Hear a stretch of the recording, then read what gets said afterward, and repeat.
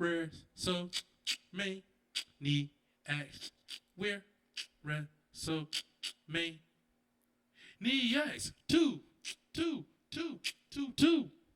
With your boy Izze2Real and Playboi Troy. Hit it. WrestleMania 2. Hey, we're WrestleMania 2. Sorry, I didn't. That's not the one I was thinking about earlier. What the fuck? That just came out on my brain just now. Yo. What's up,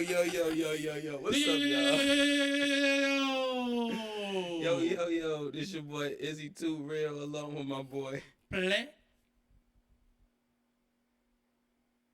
Boy. Troy. We're losing subscribers and viewers already. But a second. As we start this week, week number 5 or episode 5. What the fuck? Yeah, this is the energy I've had the past hour while we've been offline. Get it together. No, you get it together. I am turned up to the max. And we don't understand The why. knob has broken. The knob is broken. Like they say for Vinnie Mac, who's your daddy? You will swear to God that you take like 4 Monsters, 2 Red Bulls, and 3 Rockstars, plus a Ollie Energy gummy before you get here. No. Like, this shit is crazy, the type of energy that you be having, and I don't be nowhere on par with you, but you're by yourself on this one. Why? The weird. What? We're WrestleManiacs 2. With the RVD thumbs. What it do, Jada Boo? What it do? Man, but anyway, bro, how you doing, man? Well, I don't even have to ask you how you doing. We all can tell how you doing. You're in a great mood, as always. Actually, I'm having a bad day. Nobody would ever fucking know. What the It'd be a fucking mystery to everybody else. I was going to play basketball before I came here, and then all of a sudden, like, I only got 1 game in, and I was really upset about that. But it's whatever. I'm down for it. I'm ready for this. Let's get it cracking lacking. Yeah, all right. I took it back with that one. Nah, I ain't mad at that. I was just thinking about you trying to talk about you wanted to hoop, and you mad that you got 1 game in. Yeah. Shit, most people don't even get a game in. But you mad that you only got 1. Only 1. Bro, I like to play like 4 games straight, at least. Judging by looking at you, you wouldn't even know what you was in shape to do 4. That's hurtful. That's hurtful. I'm in like terrific shape. Yeah, I just look husky, but I'm actually like I got energy all day to literally just play basketball all day. To literally take vitamins in the morning. The ones that calm my nerves. That's the only ones I take. The stress-free ones. Those don't fucking work. The ones that like relax my like stress in my life. I take those vitamins. Right. That's literally the only vitamins I take. That and melatonin.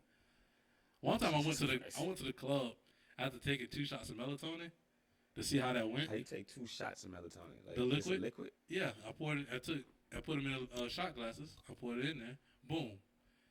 And I was like, okay, you know what? 1 might do okay, but let's go for 2. Boom. And I went to the club. While I tell the story, y'all probably shouldn't do this, but I took 2 shots of melatonin, and then I went to the club, took like 20 shots after that, and called it a day. Bro, I was in the middle of the dance floor, like, going crazy with my eyes halfway closed. If you're going to do all that, you might as well just take the little Ollie gummies and put them at the bottom of your little drink glass. Oh, I did that before. You know what I mean? And then, I took the melatonin gummies and that's put it in the bottom. The melatonin gummies. Yeah. And then just drop them at the bottom of your glass and do it that way. Legally, they knew about it, but I actually put gummies in one of my homeboys' shot glasses one time. I just threw it in there while he was laughing. I threw it in, boom. He took the shot. He was like, what is this? I was like, melatonin. He's like, what? So both of us went to the club with melatonin in our system after drinking alcohol. It was lit. Legally. You see, I said legally, right? So he knew about it, and it was just it was lit because we both was like, bro, how we doing tonight? And, like, we both was like, bro, I'm so tired. But it was like 2 o'clock in the morning, so we ended up at Waffle House. Where? We ended up at Waffle House. A Waffle House. Yeah. They just said Wilma's house. No, we ended up at Waffle House, bro. And then fell asleep in the booth. No, he did. He fell asleep in his grits. I ate mine. If you go to the Waffle House and you can get you a hash brown grits, a sausage, egg, hash brown, and grits bowl. Talking about duties being busted down. That's what that feels like. That's it. That sounds like some good Southern eating, so I won't even It jab hits. you for that. It hits so hard. And then if you could take that plate home and put some slap your mama seasoning on that. And put some slap your mama seasoning on it. You talking about, woo. Y'all hear them snaps. Yeah, he got a lot of energy today. And then he talking about food. I don't want to talk about food. Don't get me hungry and shit. And we got 3 hours to go doing this shit. 3 hours, you heard him. That's how long we usually go with this. And it don't even be purposeful. Like, we don't even plan to go that long. It's just, that's how it happened. But anyway, let's go down the rundown sheet real quick. So, we could start off with the usual theme song game this week. After that, you skunked me last. Not you ain't skunked me, but you 1-5 last week. You disrespected me in my religion, and I had to get my get back. Yeah, and I think I got you today. Oh, I think I got you 0-5 today. He about to put me in the 70s, and I'm about to be fighting for my life. Ain't no theme songs in the 70s. I don't think nobody had a theme song in the 70s. That's what I'm saying. You like, you hear this theme song, it'll be silence. I'm like, no, who is it? Oh, this is the Junkyard Dog. What? Hey, what? How am I supposed to know that? You give me ideas every time, so don't do that because I might do that shit. I believe it. And then be like, who's this Bob Backlund? Anyway, then after the game, a review of the Ilya Dragunov and Carmelo Hayes match. I thought that I would add that in here because you had me watch that. Yes. Even though I wanted to watch it anyway, but I thought it was actually Tyler Bate and not Ilya Dragunov. Crazy. So I watched it immediately once you told me. Tyler Bate is another person that hasn't been on TV for a while. Right. And then we got Collision highlights, and then Raw highlights since that happened last night. You didn't get to see SmackDown last week, so I didn't include that really in the show. No, I don't even remember what happened on SmackDown. Nothing really. Did I watch? Well, yeah, one little the Roman and Solo attacking Jay, beating him up. Yeah, I didn't watch. Yeah, so that's why I kind of left that out this week. And then we got our usual topics, and then I'm gonna try a new type of game this week as well. Like what pay-per-view is this, or name that pay-per-view, where I give him the card, and he can give me a card, and we'll try to figure out what the pay-per-views is. And then also one last thing before we get out of here, where we try to figure out if we can name every main event for every SummerSlam. Every single one of them? Yep. If you want to, we could cut it off at a certain point this week and then start next week. Let's do 88. Ooh, man. If you want to, we could cut it off. That's 10 years before I was even. I'm not even gonna say it. What I was thinking actually in my head. I can account for the first 15. Bro, if you can do the next. That started 10 years before I was even thought of. I wasn't even in the sack yet. That's crazy. And I ain't even talking about Sacramento. Like, yo, that's crazy. That's what I'm saying. I can get the first couple. We can start it right now. Fuck it. And before the theme song game, I can do it right now. If you want to, we can stop at. So we can stop at 2005. Okay, we can stop at 8. Yeah. No. Yeah. Stop at 5 or 8. 2008. 2008. We can stop at 2008. Okay. Nothing in front of me too. I'm just going off the top of my head. First 5. So the first one. He about to carry. 88. Back gonna get heavy. Yeah, it's gonna get heavy.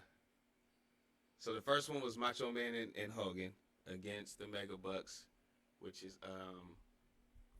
DiBiase and Andre. That's the first one. So that's 88. 89.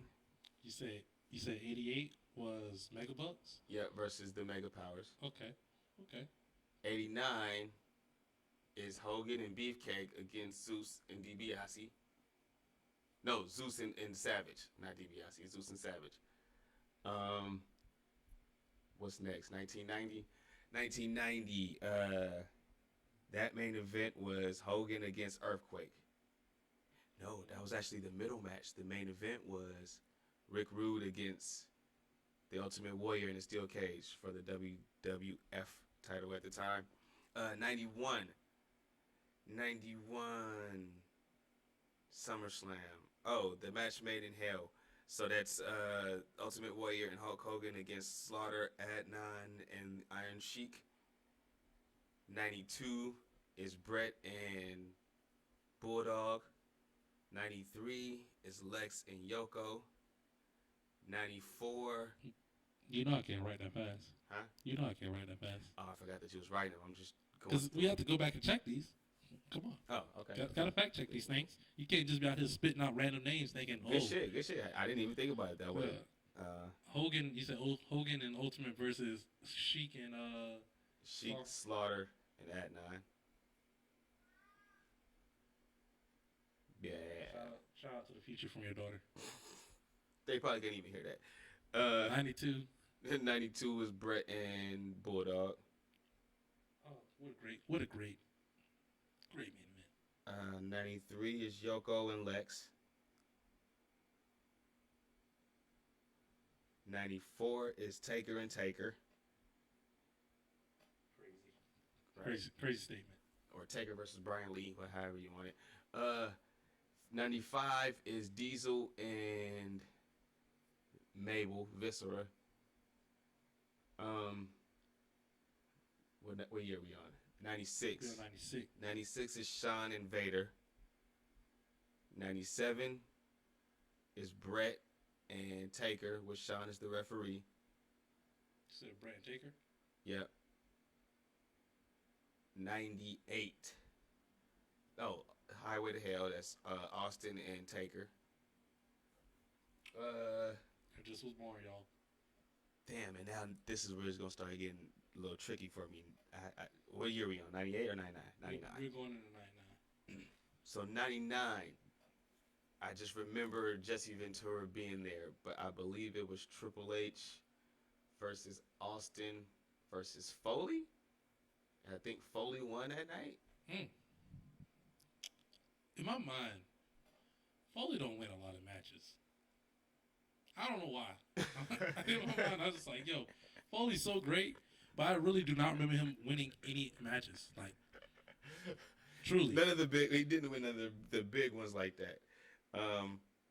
But when he did win, it was always like a big deal. Now, this is babyface Foley. Heel Foley won all the time. Heel Mankind won all the time.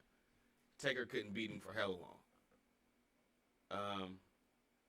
What year are we on now? 2000? Yeah.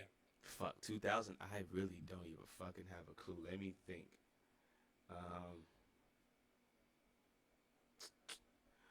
Maybe Angle and Austin? Damn. Either Angle and Austin or Rock and Benoit? Angle and Austin or Rock and Benoit? Give me one of those two. So you said Austin? You said Austin and Angle? Yeah. No, Austin didn't. No, hell no. Austin didn't even come back until October that year. So it wasn't Austin. So maybe Rock and Angle. So which one we going with? Fuck, I don't know. Like what? I'm going with Benoit and Rock. Benoit and Rock. Sounds crazy as shit. I know I'm probably wrong, but I'm going with Benoit and Rock. Because for some reason I feel like that's the year that Triple H went against Kurt Angle. So I'm not 100%, but I think that's that year, and they didn't close it out. But anyway, 2001 is Austin and Angle. That's for sure. And if not, then it's Booker T. No, it's Booker T and The Rock. They closed the show. For the WCW Championship. Yeah. Because I remember I was like, damn, they put the two black guys at the end. Where we at now? 2002 SummerSlam. That is, no, he hasn't come yet. It's Brock something. Brock versus Rock. Yeah, there you go. Brock versus Rock. I was thinking Shawn and Triple I thought H. it was 03. Nah. Yeah, because Rock was leaving for Hollywood. Yeah, 03 SummerSlam is Elimination Chamber. And that one, fuck all the participants in that shit. I know all the participants in that one. That's Kane. Goldberg, Kevin Nash. No. Kane. Kevin Nash wasn't in that. Yes, he was. No, he's not. It wasn't Kevin Nash. It was Goldberg, Kane, RVD, Booker T. That's Survivor Series. Oh. Well, shit fire. That's Survivor Series. 02. Well, you got me there. Yeah. That's why I said Kevin Nash was in this one. That's why I think it was Nash. Goldberg didn't come to 04. So we could cut. What the fuck? Are you going to cut off at the 04 part? I'm already in. Pause. Hey, yo, that was wild. All right, Cam. Yo, that was wild. I'm not even gonna lie. I'm not even from New York, and I was like, pause. That is just beyond. Oh, God. That's beyond me. Oh, man, we just came to make that shit for real, bro. Pause. Anyway, Well, I'm gonna give you the results of everything. Let's go. While we go through the show. Oh, you want to go ahead and knock them out right now? Fuck it, go. Yeah. Okay, then. So, main event of 1988. You got the Mega Powers versus the Mega Bucks. So, you got that one correct. You got, after that, Brutus Beefcake, Hogan versus Savage and Zeus. That's correct. Then you got the Ultimate Warrior taking on the Ravishing Rick Rude in a steel cage, like you said. My man's right now he's shooting really good in the 3 for 3 right now, right? Next, you got Hogan and the Ultimate Warrior versus Sergeant Slaughter and Sheik and Adnan. Yeah.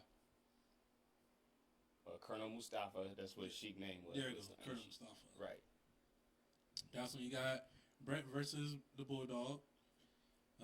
Zuna, Yoko versus Luger. Undertaker versus Undertaker. Diesel versus Mabel. Shawn versus Vader. Then you got Undertaker versus Brett. Stone Cold versus Taker. I don't start getting wrong until 2000. Or 2000. Stone Cold versus Mankind versus Triple H. I was right? Yeah. Okay. That's when, after that, you got The Rock versus Angle versus Triple H. It's The Rock versus... I knew it was another triple threat match. I had a feeling. And then... I wonder who went against Benoit that year. You got Rock versus Booker T. Then you got Rock versus Brock. And then last you had the Elimination Chamber with Kevin Nash. Triple H, Chris Jericho, Goldberg, Kevin Nash, Randy Orton, and Shawn Michaels. Yep. So Goldberg was in it. Oh, and I was going to get that right if I didn't look. What? 04? Yeah. Because I knew I knew I was right, but I didn't want to believe it. I didn't want to gamble. All right, let me think about it then right quick. Give me a second. 04. Oh, who won? What WrestleMania is 04? 05. 04 is 20. It's 20. So yeah, Eddie. Oh, is that? No, that's not the rematch. Oh, is that the main event? The Randy Orton versus Chris Benoit? It is when Randy Orton wins for the first time. Was that the main event though? Yes, it was. Over the SmackDown one? Yes, it was. Damn. I could have actually carried us. I could have carried us from 04. That's what I'm saying. I think you still can. Because I would say, because 04 was Chris Benoit versus Randy. Then the year after that was the Hogan versus Shawn. Yep. And then after that was Edge versus John Cena. Because that's when the RVD stuff cranked up. That's when they was in Boston, and that led us to Unforgiven. And was it Edge or was it Jericho? It was Edge. Because that was that year. 2006 was that year. When did Jericho leave? Jericho left. And so what was 05? He left. Okay, so it was the 05 match he had with Cena at SummerSlam, but it wasn't the main event because Shawn and Hogan was the main event. 05. Yeah. Cena and Jericho went against each other at one SummerSlam, and then the Raw after, they did another rematch, and then that's when Jericho got fired, and he was gone for 2 years. Well, it wasn't in 07. That's what I'm saying. It was either 05 or 06. That's what I'm saying. So since 06 is Edge, then it must be 05, and that was the year that Shawn it must be. And Hogan main event. But okay. And Where we at now? 07? 07? That's the hard one. Yeah, it is. That's the hard one. In my head, I want to say Batista so bad. Yep. I want to say Batista versus Undertaker. Batista went against King Booker, but it's a Raw main event. It's a Raw main event. And Triple H was on top. Then it had to be, if it's a Raw main event, it had to be Triple H versus John Cena. Or was that DX? It could either be a DX match. Was that DX versus somebody went against Khali. Was that versus Big Show? Was that the one when they? No, that's Vengeance. I want to say. I'm thinking Hunter against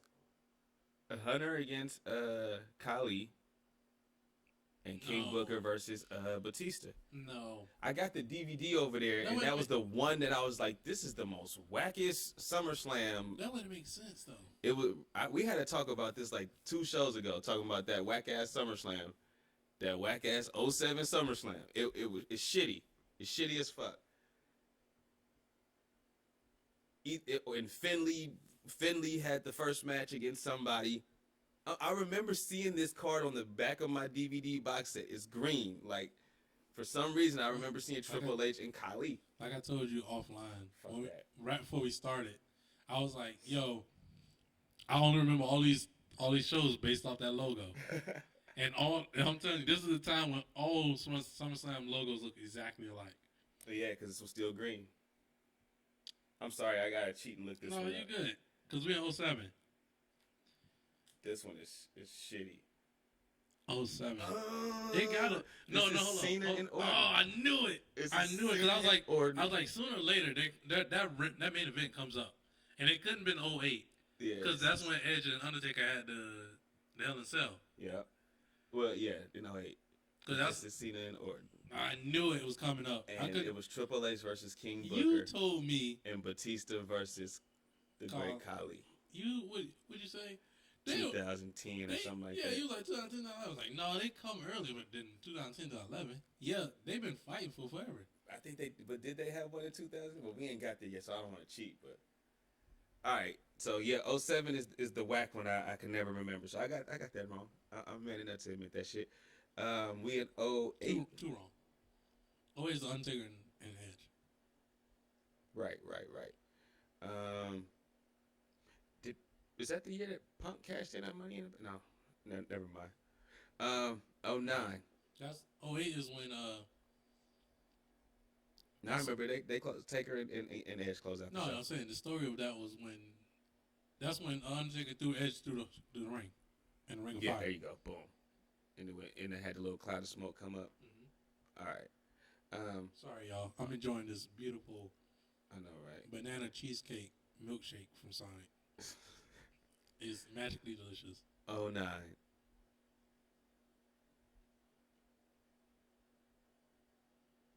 God damn it, bro, yo. If y'all can see the face I made while drinking that milkshake, bro. Yo, it's hot out in these streets, and this milkshake is carrying right now. This is the coolest day that we've had since we started recording, and he talking about it's hot on these streets. There's no breeze right now for me. Like, I am... On the coolest day that we've had since recording. We recorded on 100-degree days out here a few times. And this day is like 81 degrees, and he talking about there's no breeze, and it's hot out here in these streets. My legs are like... This is how I know it's hot, because my legs are hot. So that's how I know it's hot for me. If my legs are hot, that's when it's hot. If my legs are hot. I don't even know what to say, bro. It's not even hot in here. He tripping.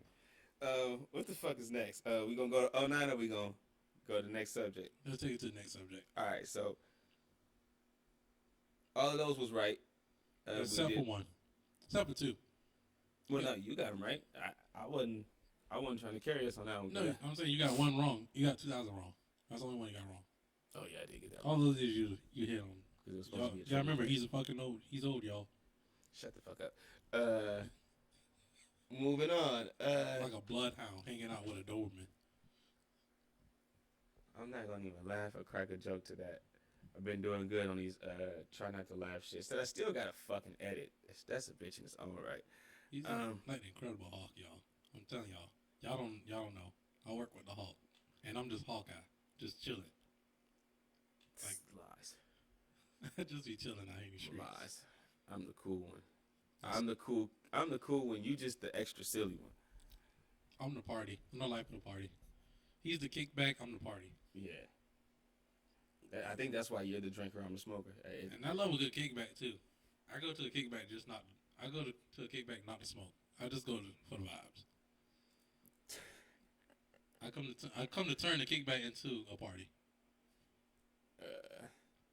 All right, so we're gonna go into this real quick. This theme song game. Let's get it, baby. And start Let's this week. get it. Let's get it. We shooting right now. What 7 for 15? Oh, he got the total. I don't know the yeah, total. I remember. I remember everything off the top of my head. I'm shooting 7 for 15, which is a good 47%. A good 47%. Yeah. All right. That's better than my shooting percentage on the court. So they need to bring this back. what, Saturday night main event? Yeah. Please don't. Please WWE, if you hear this, please don't. Collision's doing a good job with it. They just had their highest rating. Because I was watching. Because I was watching. Because I was watching. I don't watch Collision like that. Because we were watching. Because we were watching. All right, let's go. Huh? Is that the Honky Tonk Man? Is that the Honky Tonk Man? No. I'm trying to think. What year? 85. Oh, bro. This is my bad. Was this the Honky Tonk tag team partner? No.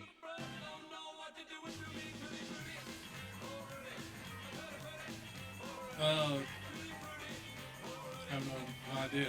The Adonis? Nah. Something Adonis? No. It's me and Gino.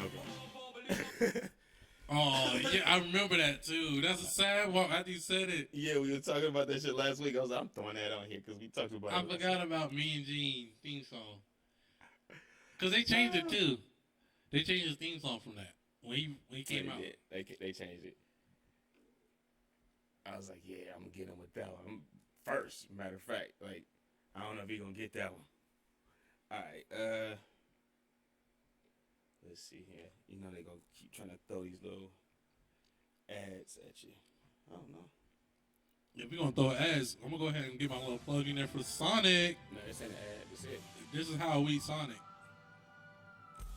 What, the Big Boss Man? No.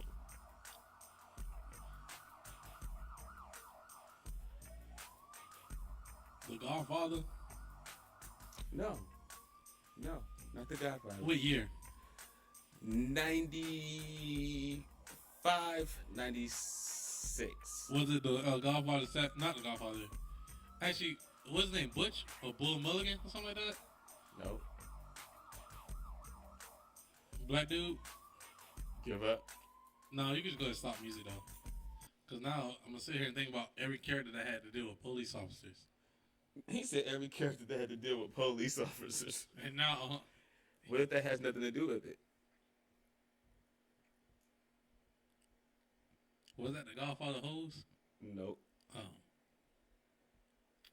Well, Do you want a hint? yeah. Okay. Well, you mentioned his name earlier on the show.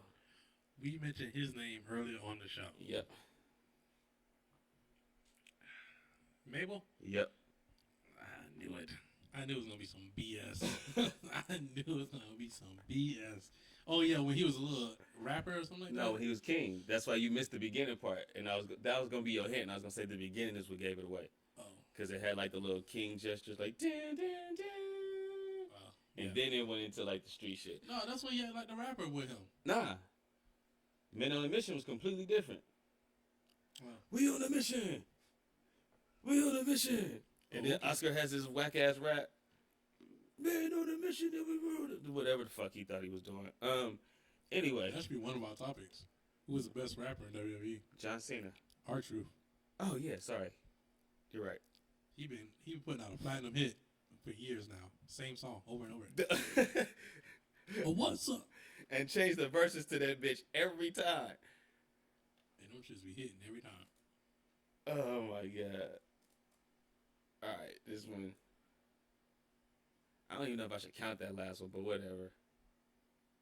It is what it is. We'll count it. I count it. Alright.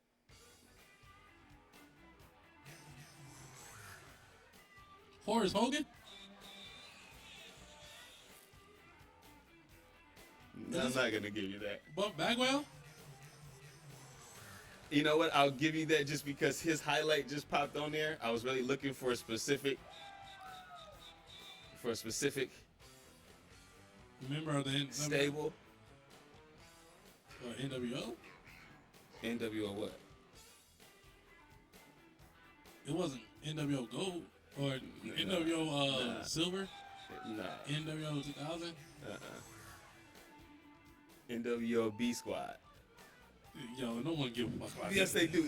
That's what they're called, the B Squad. But I mean, It even says it right here. But they always come out to that theme song, so it's only the B Squad. The other ones come out to yeah, I know. But I'm talking about like Buck Bagwell and all them. They end up getting promoted to. It never got promoted. They were stuck with this bullshit. They were stuck with that. Scott Norton. Norton, that was my man's name. Yeah, he was really the first one that come out. He the one who came to my mind. Him and X-Pac was him the first Horace, one to come out with that shit. Horace Hogan came to my mind too. Horace had it. That's why I was like, I was about to name all of them. That would have been fine. I was going to name everybody, everybody in the B Squad. That counts as a dub, y'all. We're taking that. Boom. Well, right now we're shooting 2 for 3. Yep, taking it. Yeah, I'm taking it. I shouldn't even give you that last one because you didn't even get the Mabel one. The fuck? What is this? It's 08. Or 7. Oh, 7. This is when he gets arcade. We be talking about shit and then it just be randomly be popping up on the screen. This is when he gets RKO'd up on the chair. This shit happened before on the show. It happens a lot. We be talking about some shit and then we just look up on the screen and we'll be like, weren't we just talking about this shit? I wait till fucking Jeff Jarrett shows up in TNA, man. That's my favorite part of recording is when Jeff Jarrett in TNA shows up. He's like, is that Jeff Jarrett? I'm waiting for you to put that on in the trivia. No, you know it. Why would I give you something that you already know when I'm trying to stomp you? Because I just want to hear it. I'm trying to stomp you. I just want to hear it. Your eyes said it all, boy. What year? 87, 88, and beginning of 89. Sable? Is it a female? I said 80, no. Not 90s. Is it a female? No.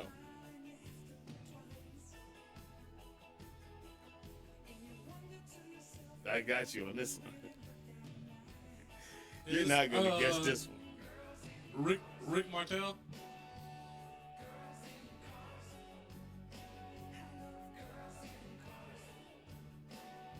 Kinda got it. Rick Martel? You kinda got it. I need a tag team name. Yeah.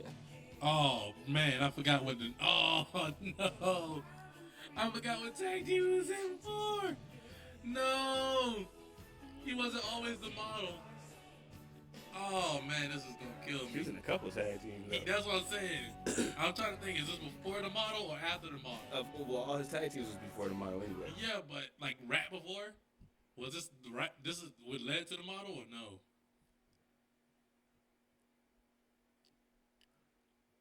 You go ahead. You can take this stuff. You can take this one. You can take that one. What's the name of it? Yes, but to answer your question, yes, this is kind of what led to the model gimmick. It was Strike Force with Tito. I was like, there's no way he's gonna get it. But then when they said girls in cars, he was like, Rick Martel. That's all that could come to my mind. You got this era of the 80s is where you got me stumped. Where I'm just like, okay, let me connect these people to this music. Because they used to make all the music connect to the people. Right. So if there was somebody that was a cop, they have cop sirens and they have the jail sound or something. Well, Big Boss Man didn't. His yes, was just, it was. Nah, if you ever took a trip down to Cobb County, Georgia, that was it. Like, respect the law and order. You said, but it had no bells or jingles in there. But if you hear the lyrics, it's singing about the cops. It's singing about cops. Okay. Cobb County Jail. That's in Georgia. But I'm saying, I'm thinking more how like the Mabel song, how it had like the sirens and shit in it. Yeah. How. Or like the Mountie. Yeah. Like the Mountie has well, it's kind of like the Mountie theme song. Damn, that hurt. But like they always kept the theme songs around what the gimmick was. Nowadays you kind of have that, but you don't. No, you don't. They just come out to random ass theme songs. Except unless they're like last person I think had one was Queen Zelina. When hers was like, "Oh hell, the Queen." Well, her and Xavier Woods, they both had their theme song changed to like something that had to do with the King and Queen. But then once that gimmick is over, it goes back to just some random ass theme song. Yeah, except the New Day. The New Day always has the same theme song. I wish they could change them. when they come back. All right, I think this is the last one. I'm ready for that week. I'm ready for that week when I give you the test. The theme song test. Bring the lappy in. Bro, the laptop. I got two. I'm going to work you. I got two of them. I got two interfaces, so.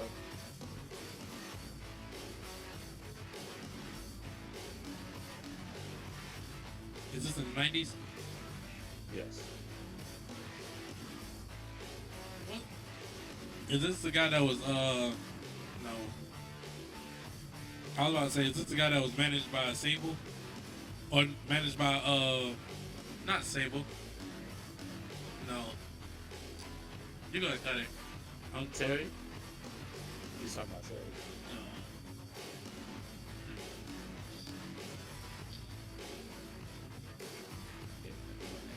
No, because this is, I bet you it's one of those people with the Midians and all them weirdos. Yo, it's someone with the Midians. The Gideons and all that. Who is it? Rest in peace, it's Droz. I knew it. Yep, one of those little weirdos that no one fucking cares about. Well, since he just passed away like a week or so ago, or 2 weeks ago, I thought that maybe you would kind of get it a little bit more. No, R.I.P. him, but he was really. Is it too late to say that? No, because R.I.P. him, but R.I.P. him, but no, no one would know because I guarantee you, I wasn't in that arena, but when they put that picture up there, it was like in memory of this person. Everybody was like, "Who the fuck is that?" Because I would have said the same thing. Like, who the fuck is this guy? Why is he important? I don't even know, but I think Bro, isn't that crazy? I call that. What, the RKO? Yeah, that's Right. the one. That's the one. That's the one. When he's turning into the Apex Predator. I like the Legend Killer though better. That's my favorite Randy Orton iteration. But we'll move on. What was that? 2 for 5? 2 for 5? 3 for 5? 2 for 5? 3 for 5? 2.5 for 5. I give you half because you said Rick Martel, so that is half a Strike Force. So I'll give you a half a point for that. I take it. 2.5 out of 5. We'll take it. So that's great. That's actually half. That's 50%. 9.5 out of what? 20? Yeah, because we do 5 a show. I had the dumpster as one, but I was like, nah, he's gonna fucking know that. There goes those fucking guys. Just because you keep bringing them up every week, so the fucking Repo Man gonna show up here soon. Nah, because it says Repo Man at the very beginning, so it'll give it away. That's why I haven't used it. But his name was wrote down. But let's move on. Because you told me the other night you was like, you watching NXT. I said, fuck no. And I was like, what the fuck? Why would I want to watch that shit? But then I had looked up, not looked up, I remembered that Carmelo Hayes was supposed to be on the card. And of course, he's the NXT champion. So I was like, fuck it, I'll watch that. So we had our conversation on the phone, and he was like, yeah, the show's kind of bland, but watch that main event. And I was like, yeah, I'll watch it. It's Tyler Bate and Carmelo Hayes. And he was like, nah, it's not Tyler Bate, it's Ilya Dragunov. And I was like, oh, shit. So immediately I tried to go to the network and turn it on, but it wasn't available yet. So I had to wait like an hour or so. I'm going to just give a quick review of the show. Why? It felt like a regular Tuesday. That's why. I seen one dope move. I think the reverse Spanish fly was dope. From who? Dragon Lee? Was it the Dragon Lee match? Yeah, but it wasn't from Dragon Lee. There was on the pre-show. That show should have been match. It was from that. It was from that match, but it wasn't from Dragon Lee. It was from his partners. I forgot who they were. Nathan Frazier? Whoever they were, but one of the guys was on the ropes. Mm-hmm. Like he was on the ropes, like he's gonna do like a Cody cutter or something like that, or like a disaster kick. And then the other guy came up, grabbed him, and boom, reverse Spanish fly off of the ropes. And I was like, damn, that was dope. I was getting a hibachi burrito at the time, so I missed that match. Oh, dope. Really upset about that.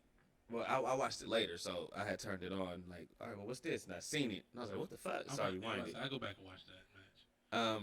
Didn't even know that Dragon Lee was a part of NXT. Like, I hella didn't know that. What?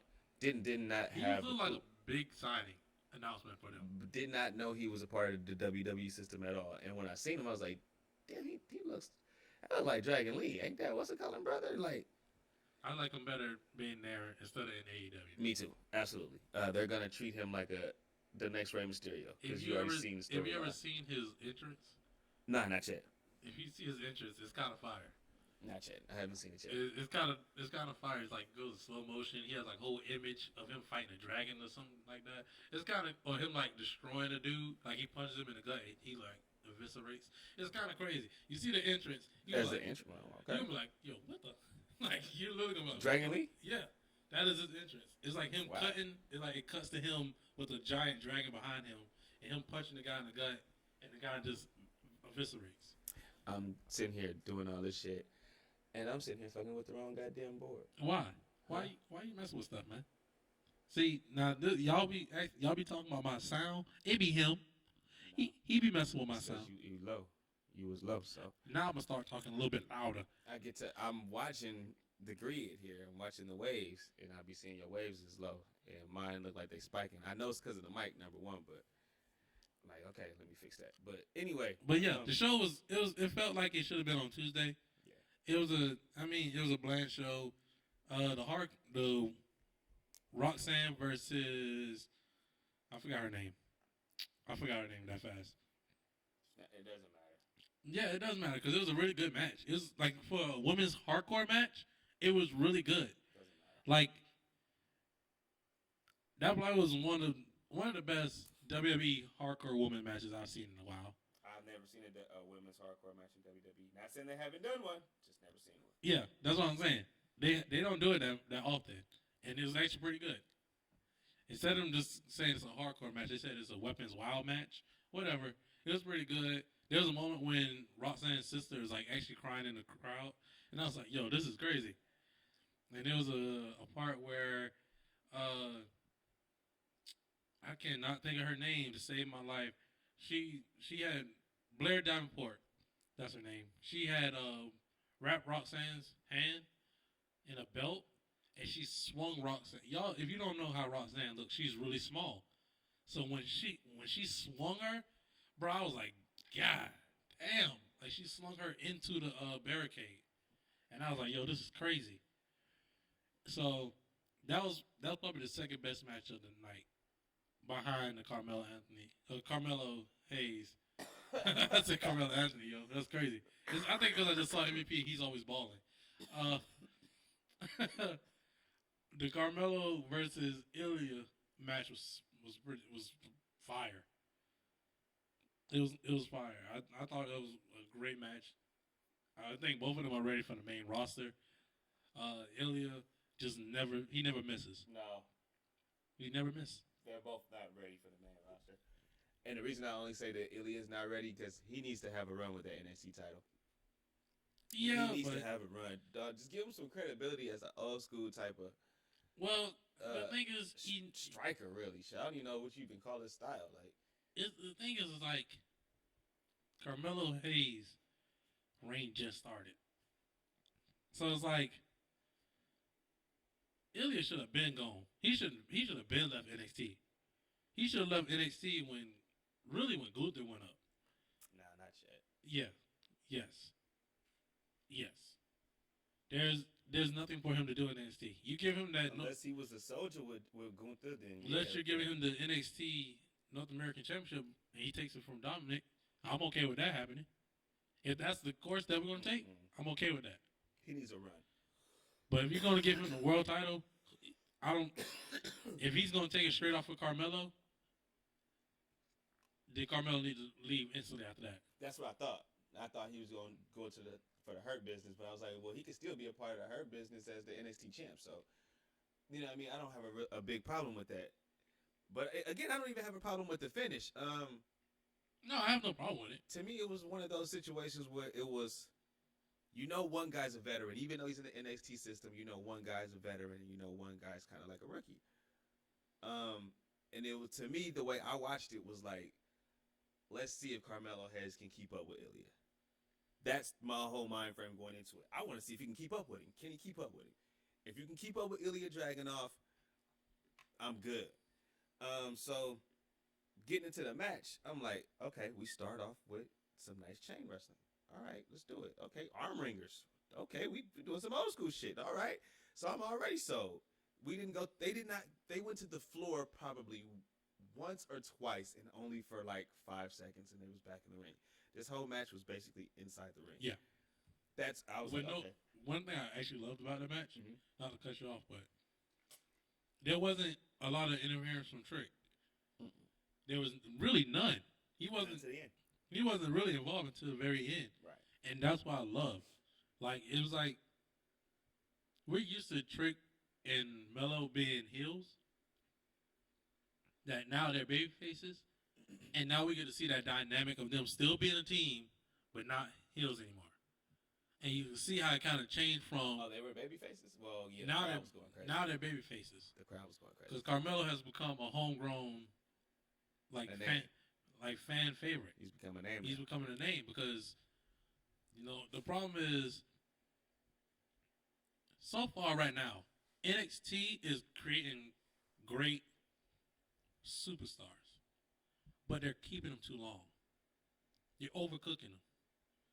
Like Braun Breaker. Braun Breaker shouldn't even be in NXT no more. Yeah. He should have been up in the main roster. But then it's the dynamic. It's because it's like once you leave NXT, it was just like Tommaso Ciampa. He didn't want to leave. Remember, he didn't want to leave NXT because he knew that he was going to become like he is now. Right. Now you're just a little fish in a big pond. You know what I mean? So I think that's kind of the thing with Braun Breaker, why Sean is like, no, I don't want you to call him up yet. Like, because all you're going to do is bury him. You're going to probably feature him for the first, 2 months, and then he's got to be Austin Theory. Yeah, I understand that, but it's like, now it just looks like that kid that graduated high school that always stays around high school. Which is true. I'm not saying you're wrong. That's just what it looks like now. Because it really just looks like Braun Breaker's like, bro, I'm just here. I have nothing else to do. I already done everything. Like, he hasn't done everything, but when you instantly win the big one, and you move down to like the North American title or tag team titles, that's kind of like it's beneath you because you've already done. It's time to go. It's time to go. You've already won the world title. Unless you're like a Ciampa or Johnny or Gargano. Like, to me, that type of environment is perfect for Gargano. Yeah. Like, this being on the main stage it's not for Gargano right now until he finds something to help him out. But Ciampa, I love Tommaso Ciampa.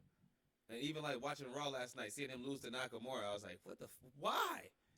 Why is he losing to Nakamura? Yo. Shaky's been on TV for hella long and not winning matches, and now all of a sudden you want him to start beating people like Tommaso Ciampa? Like, I'm not even gonna lie to you.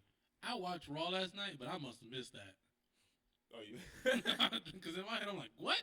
When did that happen? Yeah. That must have been when I left out. It was within hour 2. So it was like the 9 o'clock hour. We'll talk about that later. But, but like, bruh, overall, lost to the Miz. My bad. If you had to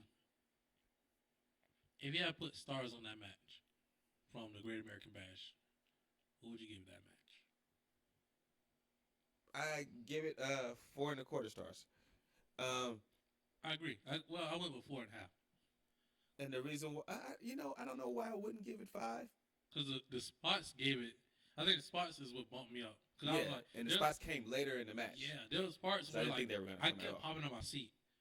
Because like I'm sitting in the recliner like watching this match like, okay. The fucking DDT.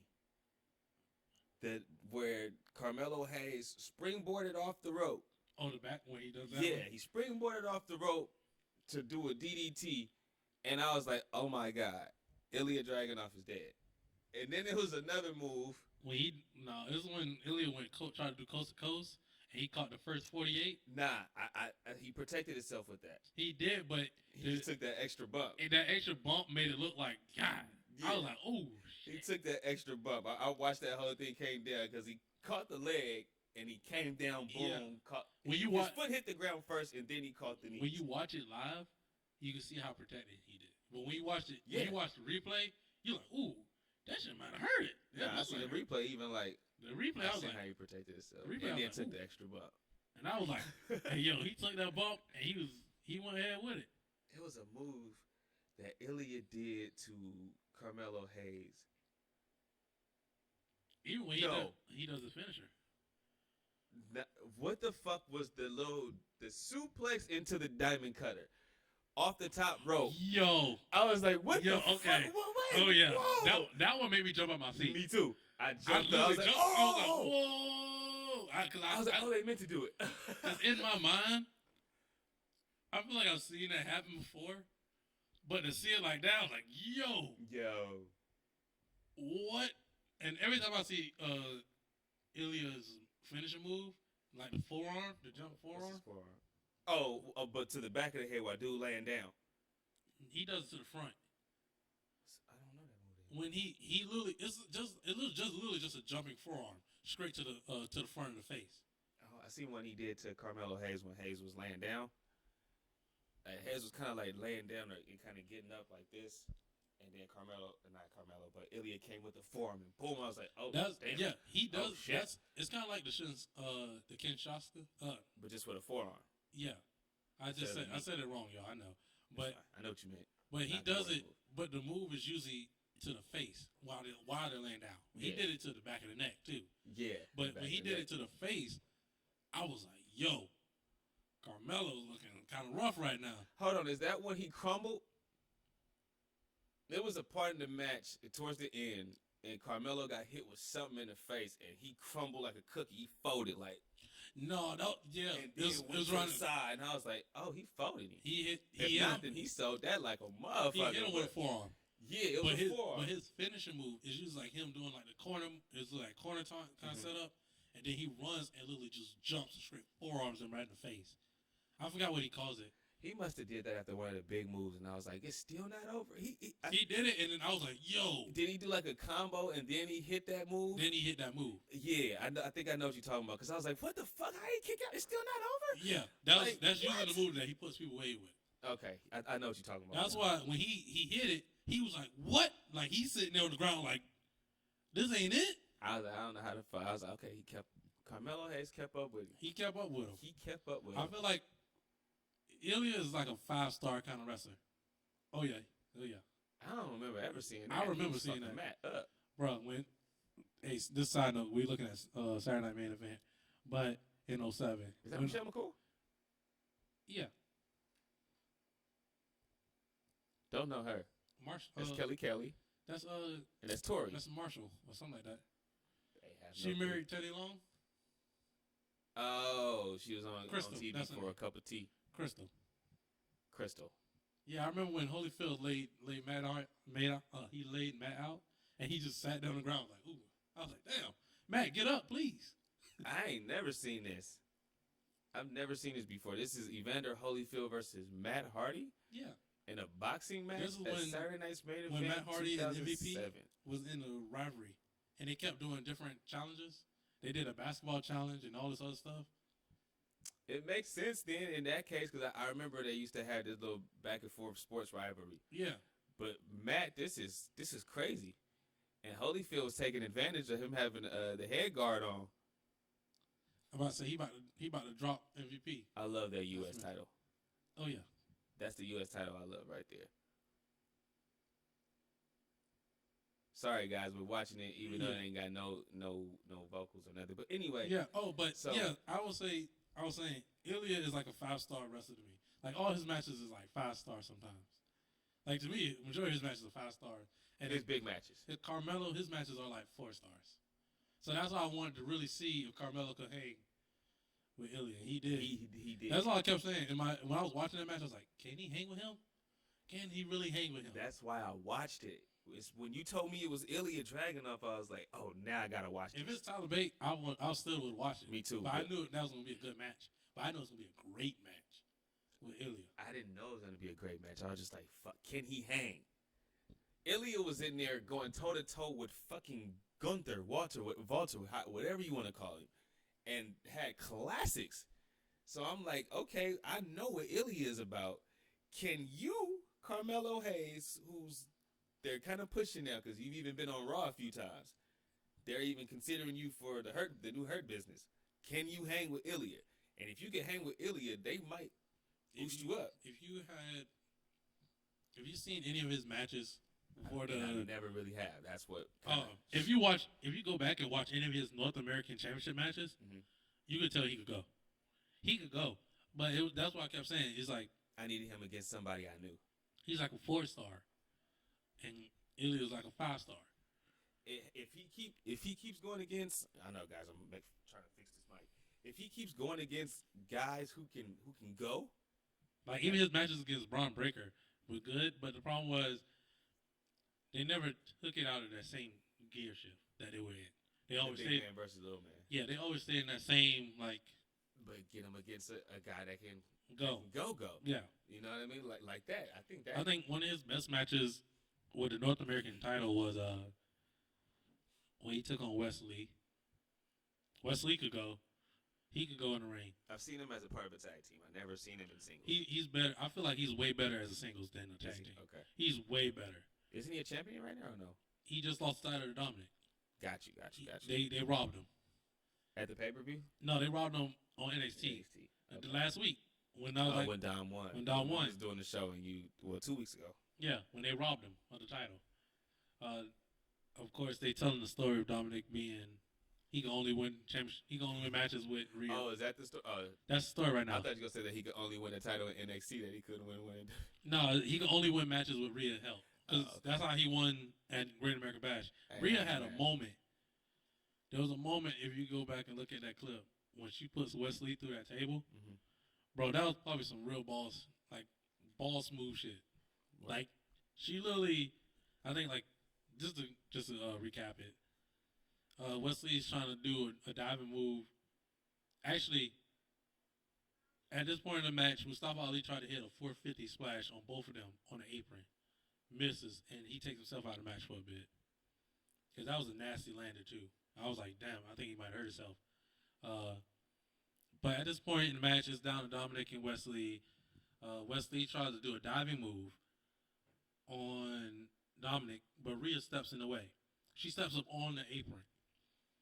And then out of nowhere, Wesley's like, fuck it. I don't care. He literally jumps over Rhea onto Dominic. And like he does like the little rascal move where he like kind of like, you know, mocking her and stuff like that. And he tosses Dominic back in the ring, and all of a sudden Rhea's like pissed. Snatches Wesley, put him in the what's her finishing move? The Riptide. She does a Riptide through the table. Knocks the table on Wesley like it was nothing. Throws him back in the ring. I think Ali ended up hitting a 450 splash on Wesley, and that's when Dom threw him out the ring and took the pin. No, Rhea ripped him out the ring. She ripped Ali out the ring. Like threw him. I think she pulled him so hard he could end up hitting the barricade, and then Dom hits a splash, and that's when he gets the win, and that's how the match ends with Wesley and Dominic and Ali. And I was like, yo, that's crazy. Should we mention his name for the third time on this show? Who? As he pops up, Big Daddy Viss, a.k.a. Mabel, pops up on the screen. Big Daddy V, baby. That will always be Mabel to me. That Big Daddy Viss shit, he's humping the ring and all that shit. Nah. No. Look at young punk with hair. You said Viss. That brings up Viscera. And when you bring up Viscera, the world's largest love machine. Viscera. That's Big Daddy V. Him and Val Venus would have been a crazy tag team. Jesus Christ, no, they wouldn't have. So that's it for the Ilya Carmelo. Great match. Great match. I actually want to see more from both of them. They don't even have to have a rematch, but if they do, I'll watch it. But hope for great things for both of them. But let's move on. We're gonna go to the Collision highlights. To tell you the honest to God truth, I kind of don't even now remember what the hell happened. What happened on Collision? Start us off was Andrade versus Buddy Matthews in a ladder match for Andrade's mask. There was a couple spots on there. Andrade does the sunset powerbomb onto a ladder. A car just honked. That's when we also had a point where Buddy Murphy, he separated his shoulder and he pops the shoulder back in place, literally during the picture. Where the fuck was I at the time? Huh? I don't know. Listen, y'all. I don't usually watch Collision. This is his show, But I watched it and I was like, yo, this is actually all right. I ain't had no complaints with it. I can't. No, I remember the ladder match. I even remember the finish, but I'm like, I don't remember that part of the match where he pops his shoulder yeah, back he in? popped his shoulder out. Because it was in a picture-in-picture. It was a commercial, then it was him. And like literally, it's him like sitting there with a doctor, Oh, and he okay. just pops his shoulder back Okay, in. so yeah, I walked out the room. I was like, what? I don't remember that shit. Then Andrade gets handcuffed, and then Buddy ends up getting handcuffed, and that's when I think Julia Hart gets on Andrade back. Andrade tosses her over to Buddy Matthews' back while he's on the other side of the ladder, pushes them off the ladder. They go through the table together, and then she looked nervous as shit. Yeah, she was scared. Like I'm like, poor baby. Like, cause she's like only 20, 21 years old. I think that was her first ladder match. Yeah, or first involvement in being up there. Not her first ladder match, but her first time being. I was like, oh my gosh, she's so nervous, and then she was like, I think it was a transfer. Okay, the transfer made her look weird. Yo, I'm sorry. This has pissed me off. Big Daddy V is facing the boogeyman in the ring right now. He got worms all over the mat. Disgusting. It's just like it's a lot going on. And can we determine was he actually eating? Square Garden. He wasn't actually eating worms. No, he was eating live fucking real worms. That was his talent, and he was already 40 years old. Like he was already 41. That's not a talent. Cause matter of fact, he was on Tough Enough. That's how they found him. Oh yeah, and he was a 40-year-old on Tough Enough because he lied about his age, and then they ended up bringing him in after the Tough Enough season was over, and they made him the boogeyman because his talent was he eat worms. Just like how Droz was a puker and all that type of shit. So since he ate worms, yeah. Anyway, circus act. After that, I don't really know what happened after that on Collision. To be honest with you, all I remember was the Bang Bang Gang came out. So yeah, they had a match against Andrade. No. Andretti. Yeah, Andretti. There you go. Darius Martin or one of the Martin brothers. Yeah. Vikingo. There you go. Now, there was one part in the match I remember. I'm not going to give you a whole full play-by-play. I just remember parts where they're on the ropes. And, this is Collision, so there's not a lot of the diving stuff going on. But what? This is on Collision. They don't do a lot of dives on Collision. So, anyway, this particular dive was dope because we didn't really see too many the rest of the night. But anyway, both of the baby faces, I believe Andretti and Martin, were standing on the ropes. Yeah. Vikingo gets to the top and he kind of like steps on their hands. They give him a boost and he does like a senton onto the Guns and Juice Robinson. So, of course, the Guns and Juice Robinson end up getting the win. Hated their theme music. But the funny part was Juice having the cardboard cutout of Jay White. And I was like, well, what the fuck? And you can hear one of the commentaries say, you see Jay White at the bottom of the screen. Yeah, he's very happy. I'm like, wait, what? I looked, and I was like, what are you talking about? And I was like, Jay White's not there. Yeah. And I like, look, and this is a random picture. It's a cardboard cutout. When did this happen? Like, yo, why is he there? Why is he not moving? And they kept doing the guns up with him. And like, his arm is stuck in one way. Right. So they keep trying to do guns up with him. I'm like, yo, what is going on? Especially the gun silly asses. And then one of them at the end went over the top rope, but he like did some type of little silly dive. I was like, did he mean to throw himself over the top rope like that? And then he ran right into the barricade into a crowd member. I was like, it's fucking crazy. I hate that they don't have the 50 Cent theme song. Yeah, they need to change that shit. The Minutemen was so fire. Especially with that entrance. Because their theme song right now sucks. It's fucking terrible. I can't even mimic that. Yeah. And I can mimic everybody's theme song, but that one is just so garbage. Leave it where the fuck it's at. And I just like the fact that Juice Robinson was there, and he's such a psycho. I love Juice Robinson. Rock hard. Well, I like the Guns too. Me too. So I like their whole group. I want more. I want more members. I know. I like Colton's his determinate. Well, Colton's the one with the hair, so he has the look because he looks just like Billy Gunn. Yeah. And then Austin is the one with the personality. Yeah. So I think they work, especially they work. the Yeah, that's what makes them. Hope they don't do like the WWE thing. And split them up. And then they go against each other. Yeah, keep them fucking together. Anyway, so next was that I can really remember on the top of my head. I'm not going through the low cards. I think there's a women's match that happened. Yeah, there was because I remember. It was Kiera Hogan. She came back versus Mercedes Martinez. It was a good match. It was a good match. And I was like, you know what? Kiera's not fucking up. Like, I don't know. What do you have against Kiera Hogan? Nothing. Oh. Nothing. I have nothing against her. But I was like, I'd rather see Red Velvet though. But that's crazy. I know, right? I'm probably the only one that feels that way. But I'd rather see Y'all Red look Velvet. alike. That's why. She's like a whole Latino girl. She just looks black. Cause y'all look alike. Anyway, Y'all built the good same. match. Shut up. Not built the same. just do the stir part. The stir part one time, like Red Velvet does. No, what the fuck? Why would I do that shit? Just so I can see it. Then I'll tell the crowd that you actually look just like. I don't look like no fucking Red Velvet. People see the pictures and everything. I have a whole page. They know I don't look like no Red Velvet.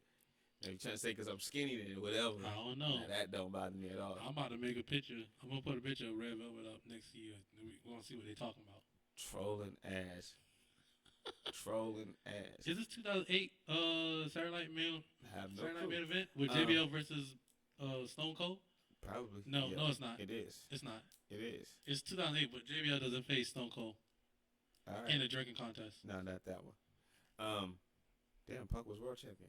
Yeah, that's after the cash in. All right, so anyway, like I was saying, so the girls had a good match. Mercedes Martinez actually showed some fire, so I wouldn't mind seeing more of her. She didn't go off the hinges like she did a couple of different times. Being an asshole in the ring. I said, what do you mean by that? Yeah, being an asshole in the ring. I was into it though. To tell you the honest to God truth, she seemed like a real menace. I wish the gimmick would have continued where anybody that turned their back on her, that she would attack.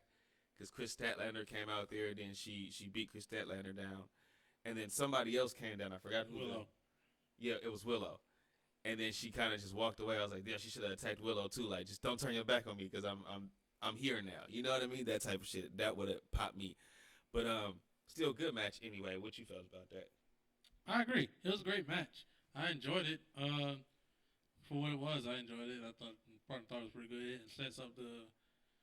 We just talking about that offline about Chris Statlander literally not doing anything with that belt, like truly doing nothing. And she's probably about to do nothing with Mercedes Martinez, but we'll take whatever. But one match. Yeah.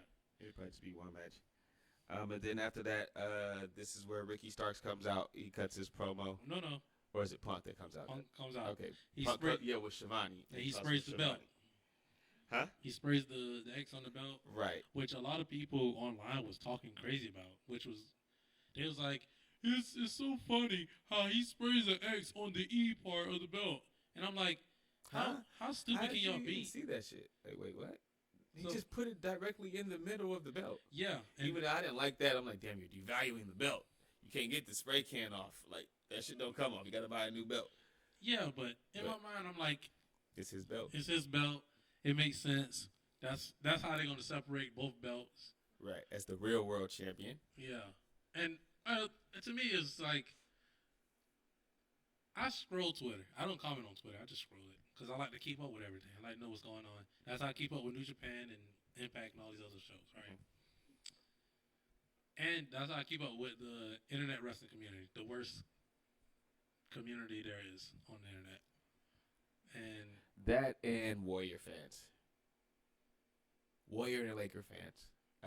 They're terrible communities, dog. And I'm a part of the Warrior community. I'm a part of the E community. We're fucking terrible. And you don't know. We want to trade everybody all the fucking time. Literally all the time. Like, I think the season started last season, and they was like, let's get rid of fucking Kyle Lowry. We need to get rid of him. And I was like, damn, we literally just got here. Like, we're ready to trade everybody. We're like, Pat Riley's not showing up. He's not doing his job. I'm like, nah, that's still not as toxic as the Warrior shit. Yeah, y'all they're fucking toxic. Like, but they're not like that at the arena, but in the fucking chat rooms, they don't have everybody's... nothing on the wrestling community. Wrestling community is the most fickle fans of all time. No, they do. I be in both. Especially if you go on Bleacher Report, you really see that it's the same. Oh. It's the fucking same. If you say anything, just period, you can just say so. Here's one. I can give you just an example of what I said. It was the Britt Baker match where she was bleeding. And I was like, what? It was a match. She has a lot of matches where she bleeds. It was the very first one where she had with Thunder Rosa. Yeah, and they both were bleeding. I remember the comment that I made. I was like, yeah, just I don't know how I feel about the women bleeding in a match. You know what I mean? Like, and instantly, oh, that's so sexist. Oh, well, you don't have a problem with the guys bleeding. And then it was like, once you start hearing like a lot of the veterans start talking about that match, they all said the same fucking thing. And I was like, well, shit, now nobody's really talking shit about them when you go on their little podcast and they say it. But I just said it in the chat room and like 200 and something fucking comments just on this one little comment. It's like, bro, what the fuck? Just to say on that comment, I agree with you because I guess to me AEW bleeds all the time.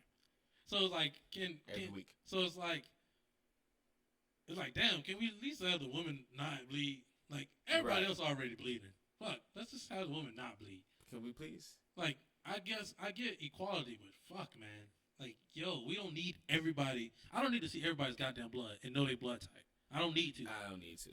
But it's like, especially, I don't need to see women in a hardcore match. Like, I get it that the women just had like a little weapons match or whatever on NXT. I didn't get to see it, but that didn't even go to blood. That was like, and that was really good. Well, they really can't because it's WWE, yeah, but I don't need to see it. It's pointless. But I do want to see blood if guys are hitting each other with fucking weapons. If the rest in peace, Shad. If the rivalry leads to a hardcore match or it gets to that point, I'm okay with them being in a hardcore match. But if it's just to have a match, I'd rather have a women's steel cage match. That's in that category of hardcore. No, because you don't have to have weapons. They're just doing a match inside of a cage. Yeah, so I think to me, or even a women's ladder match. Steel cage matches have become like I don't know. I want to say cliche, but like we do that a lot. But that's the ultimate payoff when you have a feud is a cage match. That's how it's always been unless until it's a match. The modern era. I feel like a steel cage match should come up, especially when you have like Trish Stratus and Becky Lynch. Should not have a steel cage match. It shouldn't have a steel cage match. But if it gets to that point, yes, they should get to a steel cage match because Zoe Starks is always interfering in the matches. No, you put Zoe Starks' ass in a shark cage and you put that's enough. No, that's not enough. Or you just ban her from the ring. They don't need to have a steel cage match for a women's match with no belt. Okay, I agree with that. Like, why are we wasting time on that? Unless, like I said, I think last steel cage match we had was the Bayley versus Becky. And that's only because Absolution kept getting involved. And that was, remember they didn't even do it the first week. They didn't even do it. And then they came back and did it the second week. Yeah. For like 10 minutes or something. But anyway, let's get back to this shit. Yeah. But I think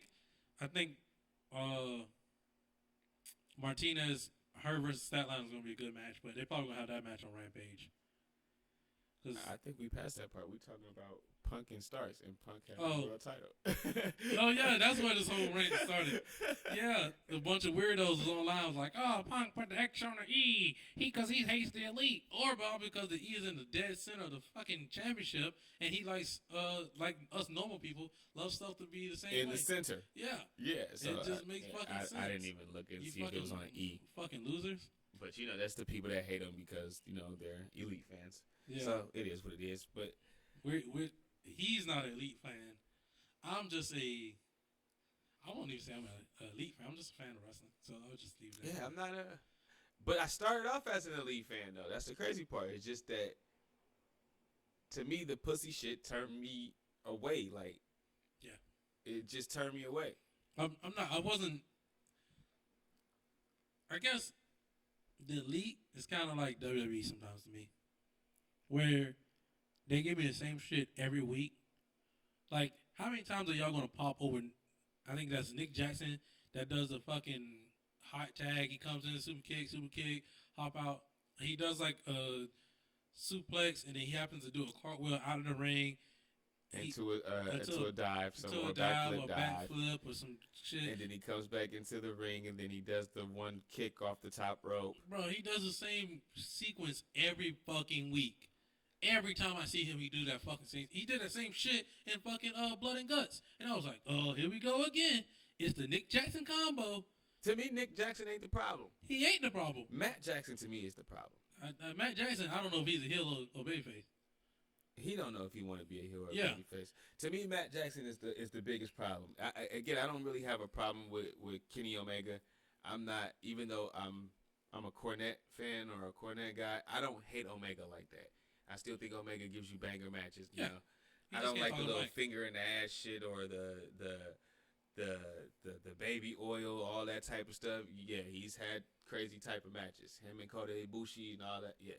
Hey, yo. Yeah, it's a lot. I don't like that type of stuff, but at the end of the day, like him on TV, I don't have a problem with. I don't want to see him do interviews because he's not really. He's not good on the mic. He's not good on the mic. He's just good at giving you a fire main event match. That's the thing. He looks the part.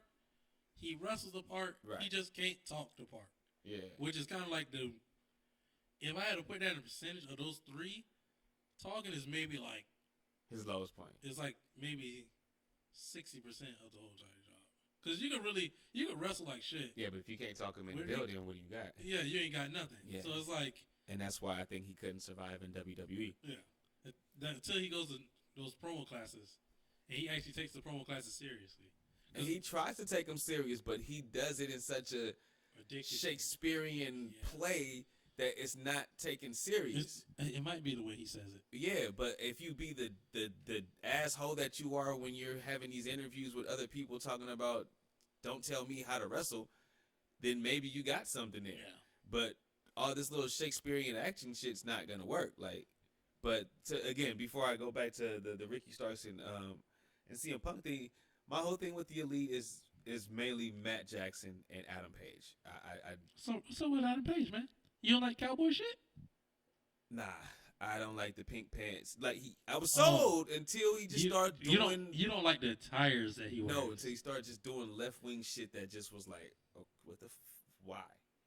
Like I don't want to question why you're doing any fucking thing on television. I don't want to question that you're supposed to be this tough cowboy, but you're coming out in fucking pink Wrangler jeans. Like I'm not connecting to that. The real cowboys in Texas ain't connecting to that. Like, what you doing? Like, and he's from West Virginia, so the West Virginia Cowboys ain't connecting like that. Like, bro, what you doing? That's San Francisco Cowboys. So, well, I guess I get where you're coming from, but I mean, I guess me because I don't really pay attention to what they usually be wearing, so I'm just like, oh, okay, cool. It's wearing and acting to me. Like, I'm like, oh, fuck. Like in my head, like Punk comes out in I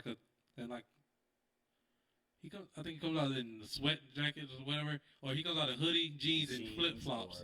And I'm like, what the fuck? I ain't never seen him come out with the flip flops on. He comes out in random. Sometimes he just comes out in random shit, and I'm like, oh, okay, cool.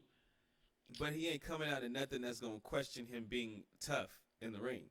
Yeah, I guess. That's how I look at it. Like, don't make me question you being tough in the ring, because then I can't take you serious as being a tough competitor. Because he comes just out like Matt Jackson. Like, I could tell that you're acting. You're not really a tough guy. Does he come in? I only see him in Jordans all the time. Who, Matt? Yeah. Oh yeah, they only do the Jordans, the expensive ones, the ones that's like $2,500 and shit like that. And that's when Adam, I see him when he wearing like bedazzled jeans and random shit. Yeah, like why that. is your jeans bedazzled? That's kind of weird though. Grown ass man, dog. I'm not gonna wear them. His shit is even a little bedazzled on the back, but it ain't ridiculous. Like, it's not on your jeans. Like, why is your jeans bedazzled? But you supposed to be this tough cowboy, like cowboy shit. That's not. You tell me a cowboy from like the days of Dirty Harry and all them that's gonna have some fucking like rhinestone cowboy. No, he like, those. He's like a Florida cowboy. Who? Adam Cole. He's like a Florida cowboy. Adam Cole, Adam Page. Adam Page. Yeah, he's like a Florida cowboy. Nah, he like a San Francisco cowboy. No, that's what they be wearing in Florida. They ain't wearing no pink pant, no pink tight Wranglers in Florida like that. The ones I've seen. I ain't never seen that shit. They pull up in the blue jeans cowboy boots with bedazzled leg all the way down, and they have a plank. The women? No, the men. They have a pink shirt on. They be in there doing the line dances and everything. Never seen it. I'll be trying to learn line dances. Never seen it. That just remind me of some village people type shit. Like, I don't know, man. I just can't get into it like that. And I'm not dissing no community or nothing like that. It's just like, you're supposed to prove to me that you're tough. And you're not going to prove to me that you're tough by wearing that type of stuff. It just was hard. Like, even with Adrian Adonis back in the day, I was like, well, fuck, you got all this shit on. Like, but then everybody knew in real life, Adrian Adonis would beat your ass. Like, it was just the story. Like, Adrian would beat your ass. Don't let this shit that he got on fool you. So, you know the story. Yeah. But for me, there's no story of Adam Page to beat your ass. He just a cowboy that's like drinking and putting on clothes. Really, they don't tell no story with his clothes. So, if you tell me the story that your daughter is bedazzling your jeans, I'll let everything pass. Just because maybe I can understand, because I got a daughter. She ain't bedazzling my jeans, but I can understand that they like to do arts and crafts shit like that. But if she did bedazzle your jeans, I wouldn't be wearing that shit to the ring in front of thousands of people and millions on TV. I just wouldn't do it. We're recorded. This is going to be here forever. I'm not doing it. I would. We know you would. You would do a lot of crazy stuff because you have charisma. Oh yeah.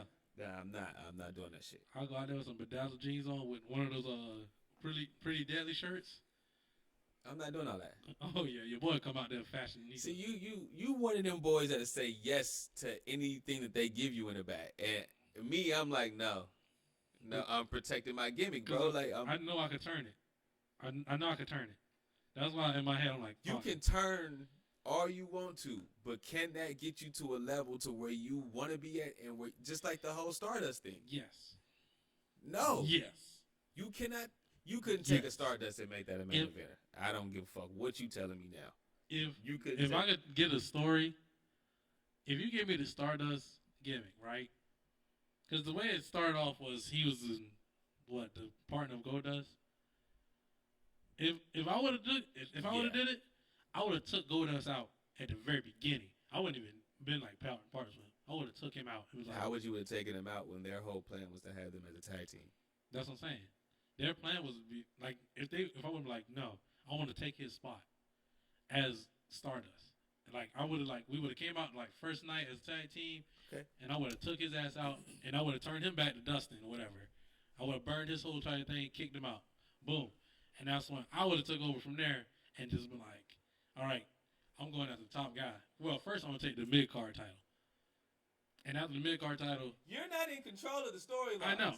But I'm saying, if we're in AEW with this, I'm in control of everything. But you're not. You're in WWE, and you cannot make that chicken shit be chicken salad and stay at the top of the phone. Hey man, I thought we was talking about an AEW world. You know we wasn't talking about AEW world because we was talking about Stardust and Goldust. I know. I'm trying to bring them back. I'm like, no I'm fucking way. I'm trying to put me in the AEW setting where I can do whatever I want. That still wouldn't work to be a main eventer.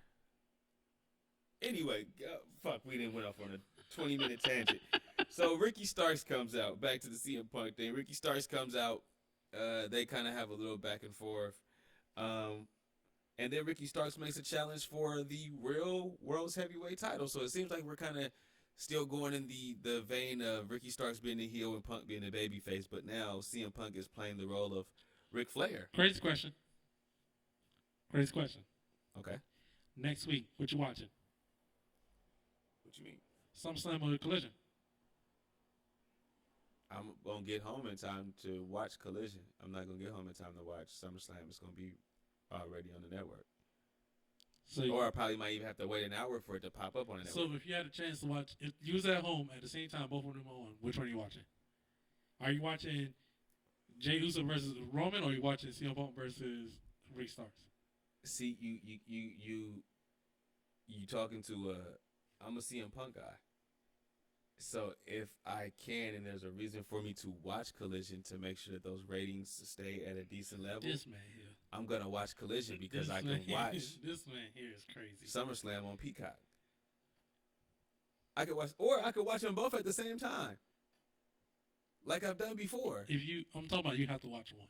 I don't have to watch one, but you're one of those guys, huh? Yeah, my brain might just be like, I don't feel like watching this one. If I can save this person, I'm gonna save both of them because I sacrifice. You think they both gonna come out at the same time? I mean, probably not. But that means the Roman Reigns match will start at 8:00, right? What? The Roman Reigns Jey Uso match will start at 8:00. Collision will start at 8:00. That means that Punk and Starks have to go on first. Why would they go on first? Because it starts at 8:00, and then the Roman match will start at 8:00. I'm telling you what time the Roman match gonna start. It happens every time. That shit starts at 8:00. His match started at 8:00, and they go like 30 minutes, and they go off the air at like. Is this 8:00 here, Western time? Yes, sir. Oh, okay. Well, I'm sorry. I'm so sorry. I just thought we was talking about like Eastern time when whichever time they actually had. So okay, yeah. No, that time was like 11. What? That's gonna be like 11 for them. Cause the show starts at 4, I think. No, show starts at 8:00 over there. I think it starts at 4 or 7 Central. Here? Yeah. So 7 o'clock there. No, it's not. I think I remember seeing 8 it o'clock. because the thing o'clock. came on. It came on here. It's 8 o'clock Eastern time, 5 o'clock Pacific time. Bro, when the fucking commercial just came on with the SummerSlam thing going like that, and it said 4 That's the pre-show. to 7. That's the pre-show. Because their show, they do that. Because I fall for that every time. Because I rush home. If I get the chance, I rush home to get there by 4 o'clock. I'm like, oh my God, this is so great. But sometimes the pre-show be going for like 2 hours. Especially on the big shows, and like that's WrestleMania and that's what pisses me off, because I rush all the way home. But they're not going to tell you that shit started at like 7 o'clock for the second hour of the pre-show. No, that would be the pre-show only.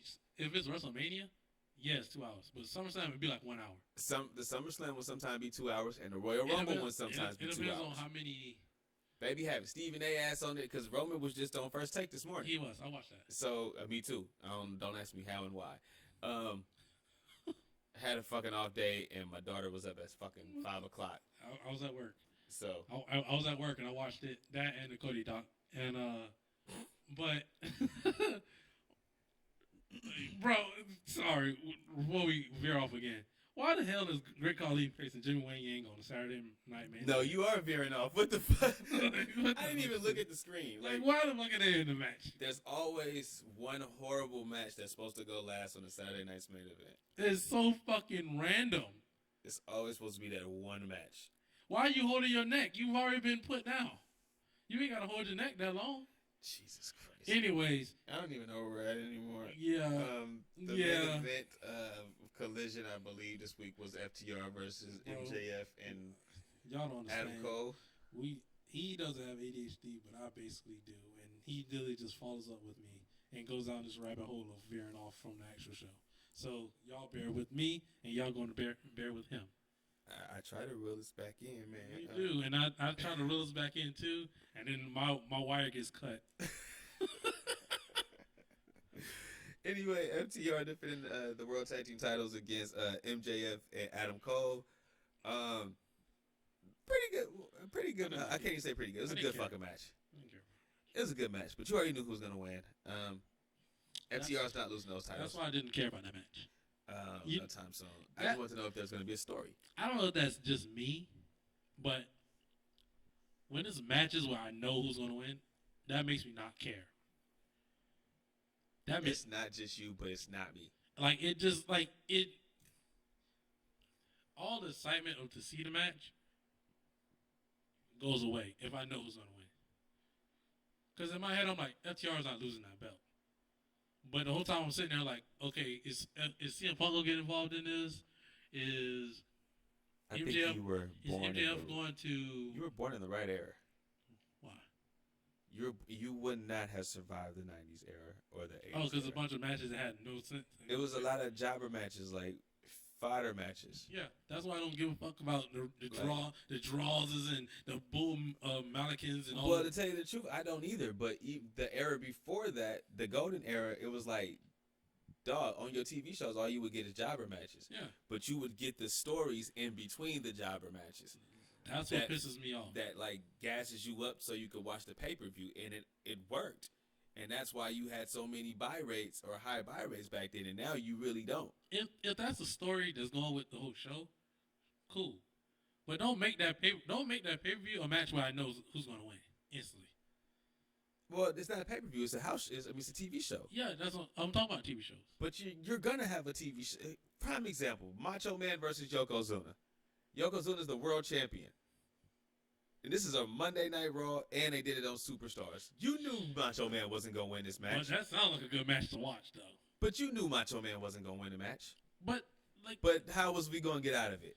And I'm a kid at this time. Not even to cut you off, but I'm a kid. But I'm like, I know Macho Man's not going to win this match, but I don't want to see him get squashed. I don't want to see him catch that bonsai drop. And he catches it, and there's a 1, 2, 3. I get that. I get that, but I'm talking about if you give me, we'll kind of go to my era a little bit, okay? If you give me John Cena defending WWE title versus Carlito on a Monday Night Raw, you got that, and I didn't watch it. I didn't watch it because I knew Carlito wasn't going to win. Carlito versus John Cena for the U.S. title. Okay. Carlito, that's his first match. John Cena shouldn't win, but he did. I watched that match and I was pissed off. I think that's what makes it. As a kid, I was really pissed off. Vince grew you guys up away completely different than he grew up the 70s and 80s kids. I think that's the best way I could really put it, because he kind of already, there was no other wrestling program really for you to watch. You had kind of TNA really, but really there was nothing else. TNA was just the guys that couldn't make it in WWE. Period. When WCW still had their flagship guys and guys going back and forth from WWF, and then ECW, same thing. Yeah. And then you even had some little side promotions as well. ECW, I had to sneak and watch ECW. Yeah, well, I had to sneak and watch it. I had to, because one, it wasn't on TV. I had to go watch it on the computer. And then there's sometimes a lot of cursing on there. Yeah, and a lot of sexual stuff. Kinda. No, it was like, I swear, every time I watched it was just like boobs everywhere. No, just Francine. Yeah. And like, or that, or like they'll do like the little V and them licking in between. I'm like, yo. Sexual innuendo. Yeah, and I'm like, God, my mama, it'd be like that moment when I'm watching. When I watch it by myself, it's just like, oh, it's wrestling. Oh, okay. When my mom happens to walk by, it's them doing shit. that. I'm like, God, like, Right. bro, ain't no way. Right. Ain't no way. Like, y'all do this all the time. So just now I feel gotta like sneak in the middle of the night to watch it. Y'all were programmed different. Oh, yeah, we were. We was programmed for stories. No, we were too, but you guys were programmed with the main event matches on Raw. Y'all got spoiled with the main event matches on Raw. Oh, we had great. Or not even just Raw, on your week-to-week television. It was always great main events. Not even great main events, just your first match is a good match. It's like two big stars against each other. Your second match, two big stars against each other. Your third match, two big stars against each other. You got to grow up in that era. Again, like, I grew up in the era where it was the jobber matches. Big Boss Man against fucking Dwayne Gill. And you had to sit through that, and then you'll go to like a face-to-face where the two guys are talking to each other about their match at a house show. Not even at a pay-per-view. These two guys are talking about their rivalry and feud at a fucking house show. So, like, I wasn't spoiled like that until the Attitude Era came. And then when that era came, it was like you got all main eventers in every fucking segment of the show. Yeah. And then it kind of changed, and that's what you guys got. So it was like every time that you guys seen a match, it kind of meant something. Yeah. Or it was supposed to mean something. Yeah. When back in our era, it was like guys just racking up wins to try to face a guy with a title. Yeah, that's what makes the show good. Because we started. I don't know if that makes it good because the ratings start decreasing. So I don't know if that makes it on good. our show. Yeah. Oh no, it's probably because we go 3 hours or 4 hours sometimes. Not even before that. I'm talking about even when you first started watching wrestling, when you really got into it. I'm talking about our show. We're Wrestlemanics too. I'm saying that's what made our show good. Is that two eras. That both of us started in 2 different eras, but your era merged into mine. And I get to see why you think the way you think. It overlaps into my era. And I get to see why you guys think the way you think. Yeah. I think, and that it helps because I'm like, okay, I get it. Because like for me, it's like I had Undertaker. I was watching Eddie. I was watching John Cena. I'm watching the new guys come up. You got them at their peak, and I get them at their peak. I get the older guys at their peaks. I get all the younger guys who's coming up. Not even in their peak shit. I'm like, who the fuck is the younger guy? But I guess like the CM Punk. It's John Cena's. Because John Cena he was just a rapper. He was just a rapper still. JBL after he left APA. So he's in his peak. We're watching Eddie Guerrero. Brock Lesnar. He just left out. But I still know who he is from WWE. Kurt Angle. He just left out for you? Kurt Angle. His first run was still great. Yeah, Kurt Angle. I was like, he left out maybe like 2 years, 2 or 3 years, like really a year or two, because I was there for his whole run after he beat The Rock. Who? Brock. After he beat The Brock. Rock. After he beat SummerSlam 02. At SummerSlam, he was right everywhere. He was constantly on TV. He was the guy. He was the guy. They was pushing him. They was pushing him from the beginning of the year, even before that match with The Rock. That's what I'm saying. To me, it was a shocker because I was watching. That was right before I stopped, and I was like, "Damn, bro, he just debuted like after Mania." Yeah. And won the title in August. Yeah. They hugging him. He skyrocket. And remember now, They Hogan'd him. Won the King of the Ring. Yes, beat the shit out of the Hardys. Took a vile fucking chair shot. Who did he beat? He beat the shit out the Hardys. He debuted beating up the Hardys. No, he didn't. He debuted beating up Rikishi. That's how he came. And he powerbombed Spike Dudley 3 times. I could have sworn his debut was against the Hardys because that's when his first rivalry was. That was like 2 or 3 weeks after he debuted. But his first debut out the crowd? Out the crowd. When he came out the crowd with Paul Heyman. He F5 Rikishi. And I think that was later. I think that was the second time coming out. I think that was the second time. I think he did the shit to the Hardys the first week, and we didn't see the Hardys for a while. Like, he injured them. Oh, I'm talking about your chair shot. Huh? I'm talking about the chair shot you said? Like he took the wicked chair shot from the Hardys? Oh, no, I was just talking about his debut. Oh, his debut was... the Hardys. He beat the shit out the Hardys. Yeah. Oh, that's what I No, thought. that's the same match, right? He didn't have a match. No, I'm saying the Hardys were having a match with Rikishi and Spike Dudley in them. I don't know. Because that's how I remember it. Because when he first... I think Spike Dudley was on SmackDown at the time. They was on Raw. This is before the brand split, really. Because they didn't do the draft yet. Did they? All I know, this is April of 2002. Yeah.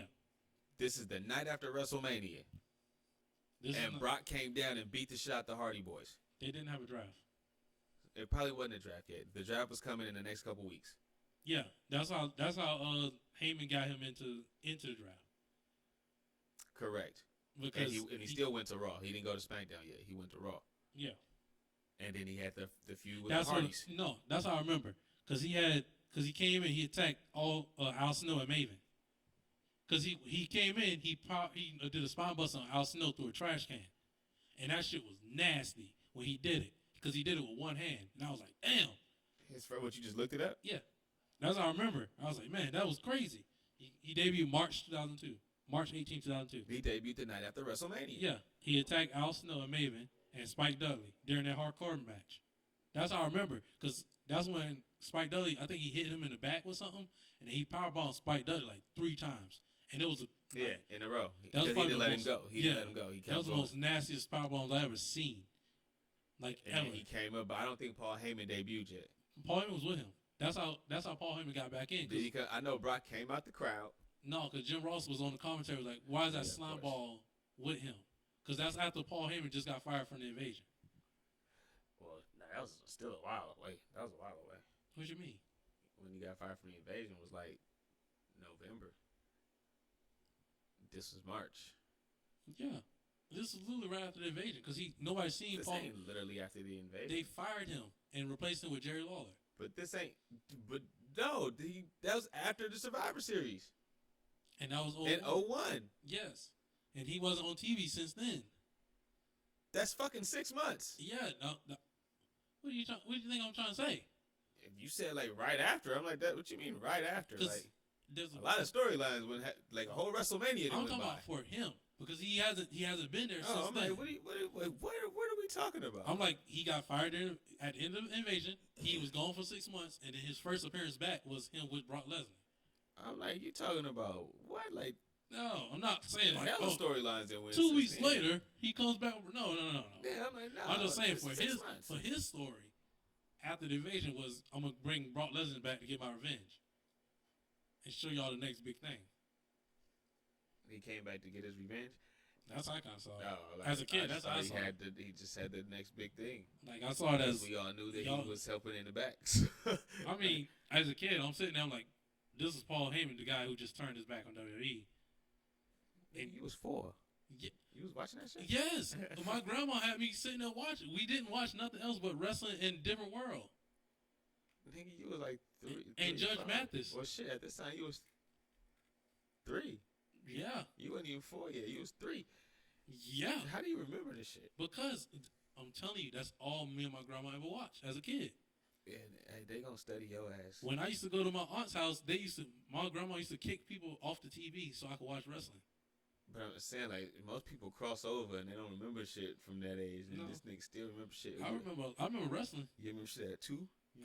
We used to me and my sister used to have a printout on, it was like, not plexiglass, but it was like those pictures, like glossy paper, and we only had 2 pictures of John Cena and Randy Orton. That was the only 2 pictures we had printed out. And this was when Randy Orton had just got done. God damn, this shit just sounds so fun. Like, these are the years where I'm like, fuck wrestling. And he like, this is his golden years. Like, the fuck? Because this is around the time Randy Orton just started. I'm telling you, we got that picture, I think the same week he RKO'd Stacy Keibler. My God. That same week. I swear. I might be wrong. I might be off a little bit. But I remember it being right around that same time. What? Stacy Keibler. She was gone by the time Orton got there. He RKO'd her.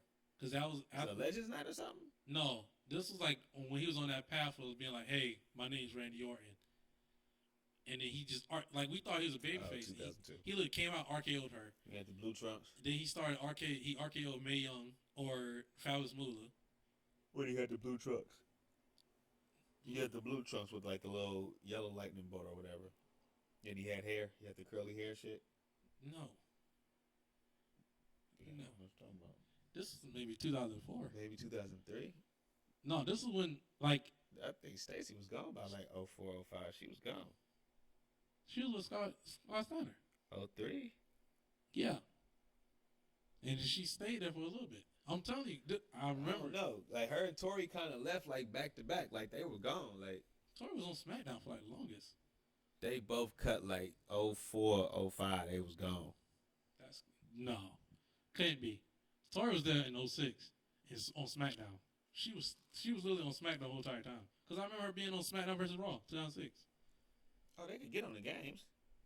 Oh, they could get on the games. They could get on the games, my dude. Like, hell yeah. The fucking games. They get paid for that shit. Sorry, y'all. Right now we're looking up, we researching stuff. 05. That's 05 when he RKO's her. Who, Stacy? Yeah. That's when he RKO's her. And I remember that. That's when we got the pictures. But I was watching before that. I was in it. I was in wrestling all the way deep in. Oh my God. Because they was still on, I want to say they were still on Spike. Yeah, she was gone by August. Yeah. Makes sense. Because he RKO'd her, and I was like, yo, that's crazy. We can RKO women now? Nice. We like that. And my sister had a huge crush on him. And they was fucking gone. They was gone. By what year? Like 06, it was gone. So yeah, he RKO'd her, and that was it? Yep. That was just a special appearance. After she did Dancing with the Stars. Nice. That's crazy. But yeah, I remember watching wrestling at a young age. We done veered off so much. You're talking about the young age, and his young age is 06. This is crazy to me. Like, this shit just sounds so weird. Like, no, I mean, like, I'll say like your heyday is 05. 14 years after I done started watching that shit. Yeah, you're old. Like, we've established that, and I feel like you keep trying to make it like this is not true, but it's true, buddy. What? He's calling. Who's calling? Last name time, first name father. I'm not that old though. For you, Buck Nasty. Hey, you say what you want to, but I'm still not even that old. To tell you the truth, but it's fine because I was doing the same thing you doing, and then that time go like that, and then you gonna have gray hair before me, so I ain't worried. Oh, that's true. I'll be stressed out all the time. Yeah, you gonna have gray hair before me, so I ain't worried. I stay happy and energized, but I'm always stressed. Right. Your body probably gonna break down before mine. I can believe it. So I've been jumping off boats. So my knees are in shot. I used to jump off boats. If y'all don't know about that. It's a crazy story. Well, however you damage your body, I used to take bumps. So pause. I don't know. Was that a pause? No, not really. I was thinking of drug bumps. Like I was thinking of coke. Like that's not even a pause. You can't even say pause to coke. Yeah. So I was like, yeah, whatever. Coke been killing the black community for a long time, and I'm looking at a Coca-Cola can behind you. So, so what you want me to do about that? Chair shots. I didn't take a chair shot to the head. Those probably why I still get headaches to this day. But yeah. Anyway, we done ventured off a lot. Whatever. At the end of the day, FTR won the match. Even though we still talking about Collision, that's crazy. FTR won the match. MJF looked like he was crying. Told him, dude, I lost the match. but dude, I lost the match. You know, so I'm kind of thinking, all right, maybe we're gonna stop the storyline here. Maybe one of them's gonna turn, but really nothing really happened. They I just kind of expected that encouraged too. it. I said the same thing. So, yeah. We'll see how this goes.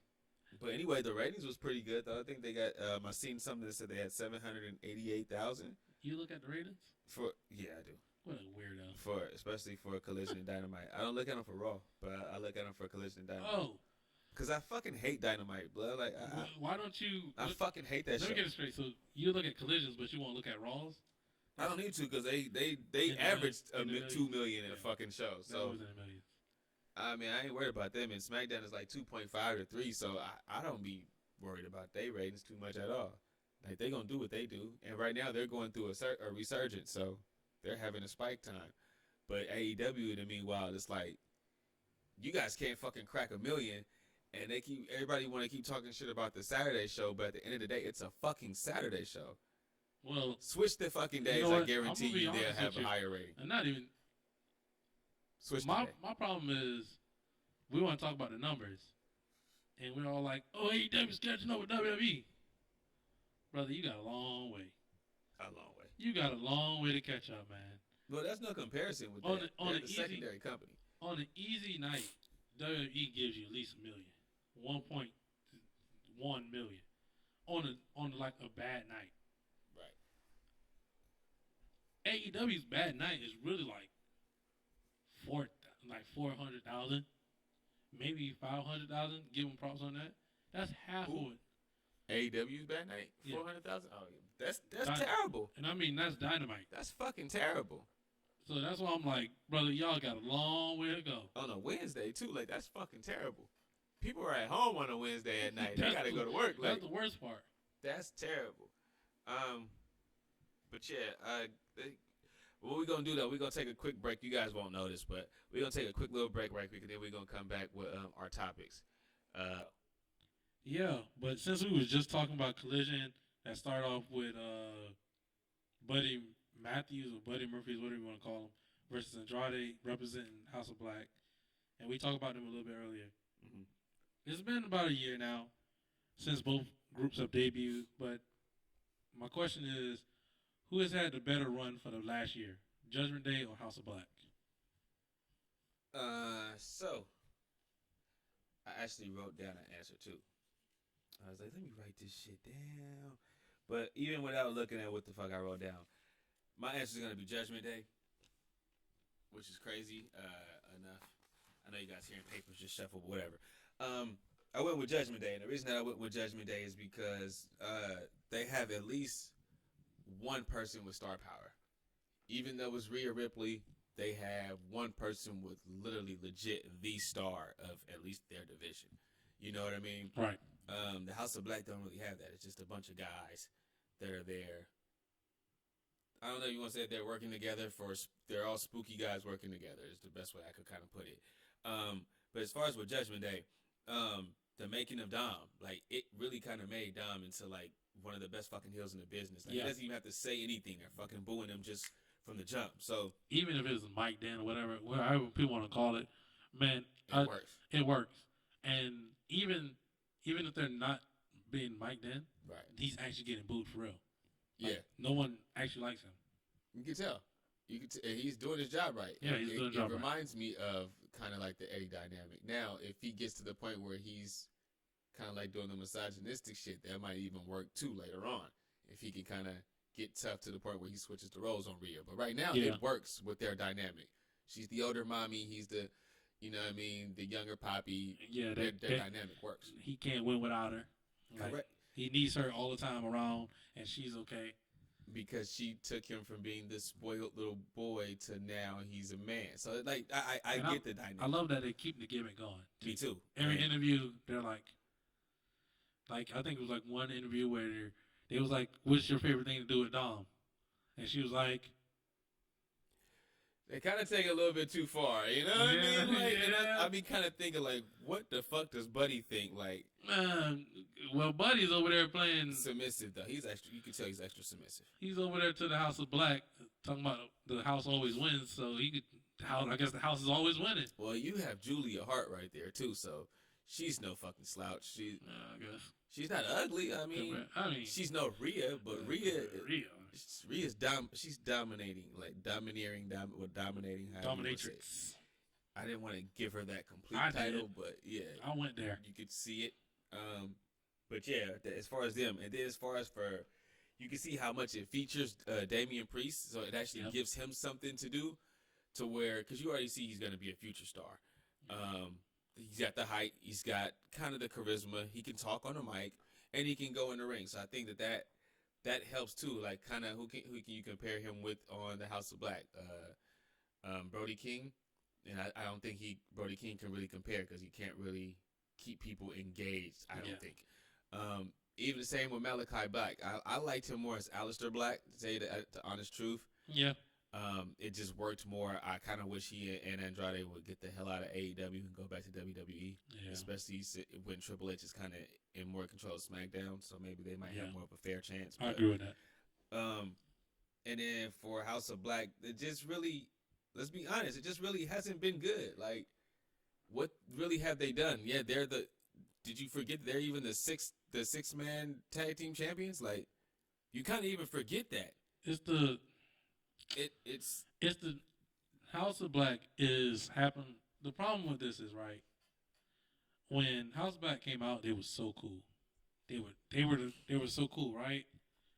And I think a week or two later, Judgment Day came out, and I think this is where this question spawned from, because it was like, I think Brody King posted on Twitter, was like, when you order House of Black from Wish or something like that. Oh yeah, I do remember that, because Edge was a part of it, and that's when they started doing the lights out stuff. But then Edge was like, "No, I don't want to copy," and he kind of backed out of it a little bit. Yeah, okay. So it's like, so in my head, ever since that tweet, it's been like the downfall of House of Black, because House of Black has just been suffering from the Tony Khan booking of on and off, on and off, on and off, and it's like, even he got it right when he gave them the titles, and then he also kind of made them cool when they had their own special rules, where it's like, oh, no countouts or nothing like that, and the other team gets to make one rule or whatever. Like, that was cool. I like that, and I think it was really, and they had different lighting than other matches and everything, and I think they've only had like 2 matches ever since then, and it's been like, the rest of it's just been Buddy Murphy versus Andrade. And which is still pretty good matches. Which is still pretty good, but it's like, when we see Dominic, we see Rhea, or we see Rhea with Priest. With Priest. Like, we kind of see the whole entire Judgment Day always together. House of Black. It's not always a good thing, but it's not always a good thing. But I'd rather have that than this is Buddy Murphy with Julia Hart representing House of Black. Like, I wanted to see the whole House of Black be involved in on this rivalry. Because it's like, the rivalry is, oh, House of Black took Andrade's mask. No. Buddy took Andrade's mask. So this is Buddy's problem. He needs to deal with this by himself. Which they did, but it's like, why are they the trios champion if they're not going to be either defending the titles and they're not facing other trios? You don't ever see them defending the titles. And if they do defend the titles, they'll get some ragtag ass team.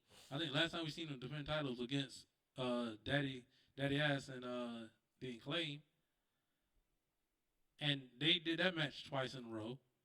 Other than that, they always facing like 3 random people, AR Fox and whoever he could pull the name out of hat with. Like, it's really like, they've just been a product of the stop and stop storytelling. So that's why it's been absolute garbage. And that's when Judgment Day, they were going to be garbage. And then all of a sudden, Vince leaves. Triple H takes over, and he literally like he took them, pushed them to the moon. Like, they literally was heading into rough waters, and he was like, "Nah, we gonna fix this right now." Like, he noticed that Rhea was that star, and he was like, "You know what? Why not have Rhea as the star? She's not the leader of the group, but she basically is the leader of the group." I'm like, who's the leader? Like, I think we had this discussion before. We did. Who's the leader? Technically, Finn is the leader. Fuck that. The leader is Rhea. But that's what I'm saying. She punked their ass last night, told them to chill back when she was going at it against Raquel. what's her name? Raquel Gonzalez or Rodriguez, whatever her name is. Smiley Gonzalez. Yeah, that's what I call the her. Amazon with the big shoulders. Her. But when she was going against her, I'm like, guys, y'all not gonna help Rhea? Rhea was getting her ass whooped. But she told their asses to fall back, and they failed to fuck back. I'm like, yeah, she's the fucking leader. I think, not a question. Like, to me, she's the leader.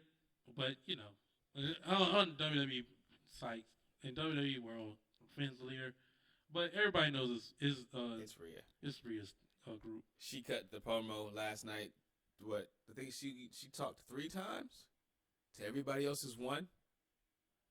And then finished Dom's sentences because he didn't want to talk because of the crowd. So, yeah, man. Well, I mean, you know how they roll with the there's no leader kind of deal. So it's like, it's weird. Right. So, but Judgment Day has been just booked great. They've been booked better than House of Black. As main eventers. Yes. They've had shows centered around them compared to House of Black, who just had segments. Yeah. They have segment 3. They're literally like they're just side shows. Exactly. Of the show. They're just characters inside the rest of the movie. Side characters. So that was my take about that. Yeah, I just wanted to talk about it because it's something where it's kind of like when Absolution and the Riot Squad debuted. They both debuted in the same week. And after that, it's kind of like they're linked together because they debuted at the same time. They're the same group. Why is that so true? Because I was watching that, what was that? Valhalla. And whatever the other girl name that's with Alpha Academy, they had a match. Dupree. There you go. And all I could think about was Sarah Logan and the Riot Squad. Yeah. I couldn't think about nothing else. I just see her as Sarah Logan. Yeah. Like, where's Liv Morgan? Where's Ruby Riott? Like, that's all I kept thinking. So when you just said that, I'm like, damn, that's crazy. That's how I associate them. Liv Morgan, I associated with the rest of them. Because this is how I thought about it. The leaders of both of those groups literally left to go to AEW and be in another group. With each other. The two Paige and Ruby. The 2 sides, I think, stayed. Two of the side people both won championships. Won world championships for their brand. Charlotte and what? No. It wasn't Charlotte in the Paige group? No. Mandy Rose. She won the NXT Women's Championship. Who was in the Paige group? Mandy Rose and Sonya Deville and Paige. Was it Absolution? Sonya just finally won a title. So what was the Trinity group? You talking about the Riot Squad? Remember, it was hella groups at one point in time. Oh, no. Like okay, I know what you're talking about. Am I confusing it? Yeah, you're confusing. Okay. That's what you're talking about is when it was like the Women's Revolution. And that was Paige, Charlotte, and Becky. That's what I was thinking of. That's what I was like, wasn't it Paige with Charlotte? Like that's the PCB. And then you had Team Bad, which was Sasha, Naomi, and Tamina. Yeah, that's what I'm thinking about. And then you had the Bella Nation, where it was like the Bella Twins and then Alicia Fox. Oh yeah, I remember that before Alicia Fox kind of got fired. Yeah, that's what I was thinking about. So yeah, what I'm talking about is Raw 2016-17. Yeah, because the Riot Squad was on NXT. Yeah, and they really wasn't in NXT together.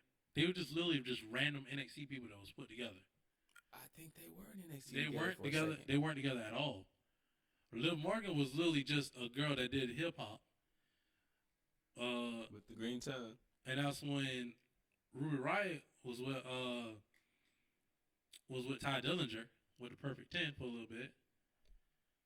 Yeah, I want to say it was with them. And that's when Sarah Logan, she was just on and off there. She really wasn't even on NXT at all. That's why when they debuted, everybody was like, who the fuck are them? We was like, we don't know who none of these bitches is. And that's when all of a sudden Paige they debuted on that SmackDown, and on that Monday before that SmackDown, Paige debuted with Mandy Rose and Sonya Deville. And everybody was like, man, we don't know Mandy Rose because she's hot. So that's how they remember. You mean. Yeah, that was when she wasn't even wrestling. She was just the manager. Who, Mandy Rose? Paige. Yeah, Paige. And then Sonya Deville, we were just like, who? Literally, Mandy Rose, Sonya Deville, and those 3 girls of Riot Squad, nobody knew the fuck who they were. At all. Nobody knew who the fuck they were. I didn't care. I liked the Riot Squad when they first came. Me too. They was like, we come to cause chaos, and then all of a sudden they turned a bunch of fucking losers. Because they always Even though they was losing, I thought Liv Morgan was cute at the time. I thought Ruby just had something that was cute to her. I still can't pinpoint what it is. She got tattoo. something that's cute to her. It's the tattoos. I don't think it's a tattoo. I think it's the actual weirdness or the actual weird look that's kind of sexy to me from her. Yep, that's my daughter. As she's piercing through the sound bites of the microphones. Get her on the show from outside. No, that's not what we want. But so when she gets older, might have to cause a little pause here.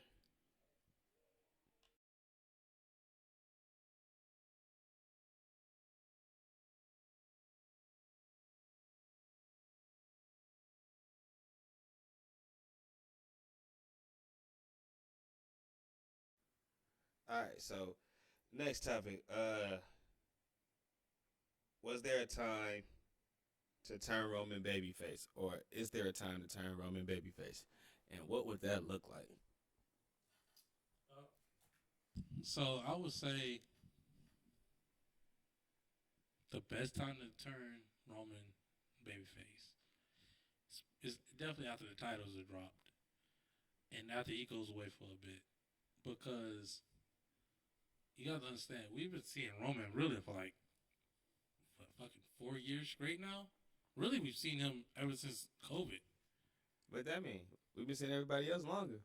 Yeah, but it's like Seth Rollins, he don't ever go away. He don't. But it's only because he took his break when he got hurt. He took his break some couple years ago. Towards ACL? Yeah. That was by a freak accident, and he was and he ain't been gone since. Yeah. What's that been, like 10 years? That's been his break. That was his break. Like that's 10 years? It felt like it. No, it had to be, he took a break, what, 2018? When he tore his ACL? I don't know. I want to say it was the WrestleMania 16. Bro, I don't remember. Yeah. What? Maybe 16. When he did it? Yeah. Because I think that was WrestleMania in Dallas, wasn't it? Yeah, he did miss WrestleMania. I don't think he was at WrestleMania in Dallas. Yeah, he did. So he's been back since 2017.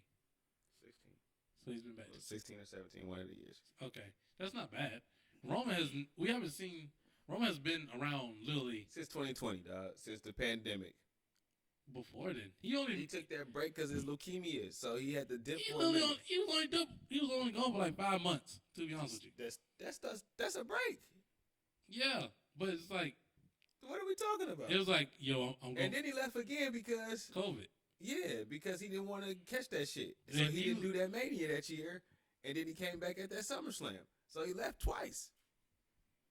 Hey man, I mean, I just want to say, give him a break after the titles are dropped, because. Well, yeah, I think so too. I only say that because it's hard to transition him into a heel to a babyface if there's no break in between. No, it has to be organic from the crowd. Yeah. And right now it's not really organic. The crowd is just fully behind Jay. No, so the break would work better. The break would work better because we're used to him always being around. It's not even that. It's just that unless the crowd turns him babyface, the only way we can believe that he's really like a changed man or like a real babyface is if he leaves and go away. So we can be like, okay, he had a spiritual awakening or whatever. Oh, yeah. And he comes back as a babyface, helps the souls, he comes or back, or whatever. He comes back because somebody's trying to steal the head of the table. That's not family. I think they drop that shit after this is over. I don't know. After the whole little bloodline storyline is over, I think that's done with. We'll see. Do you think Rock finally comes or no? No? Okay. All right. I'm going to just keep hope. I think he'll be at SummerSlam next week. I'll keep hope out. I think he'll be at SummerSlam next week. That'd be dope. For the Grayson Waller shit.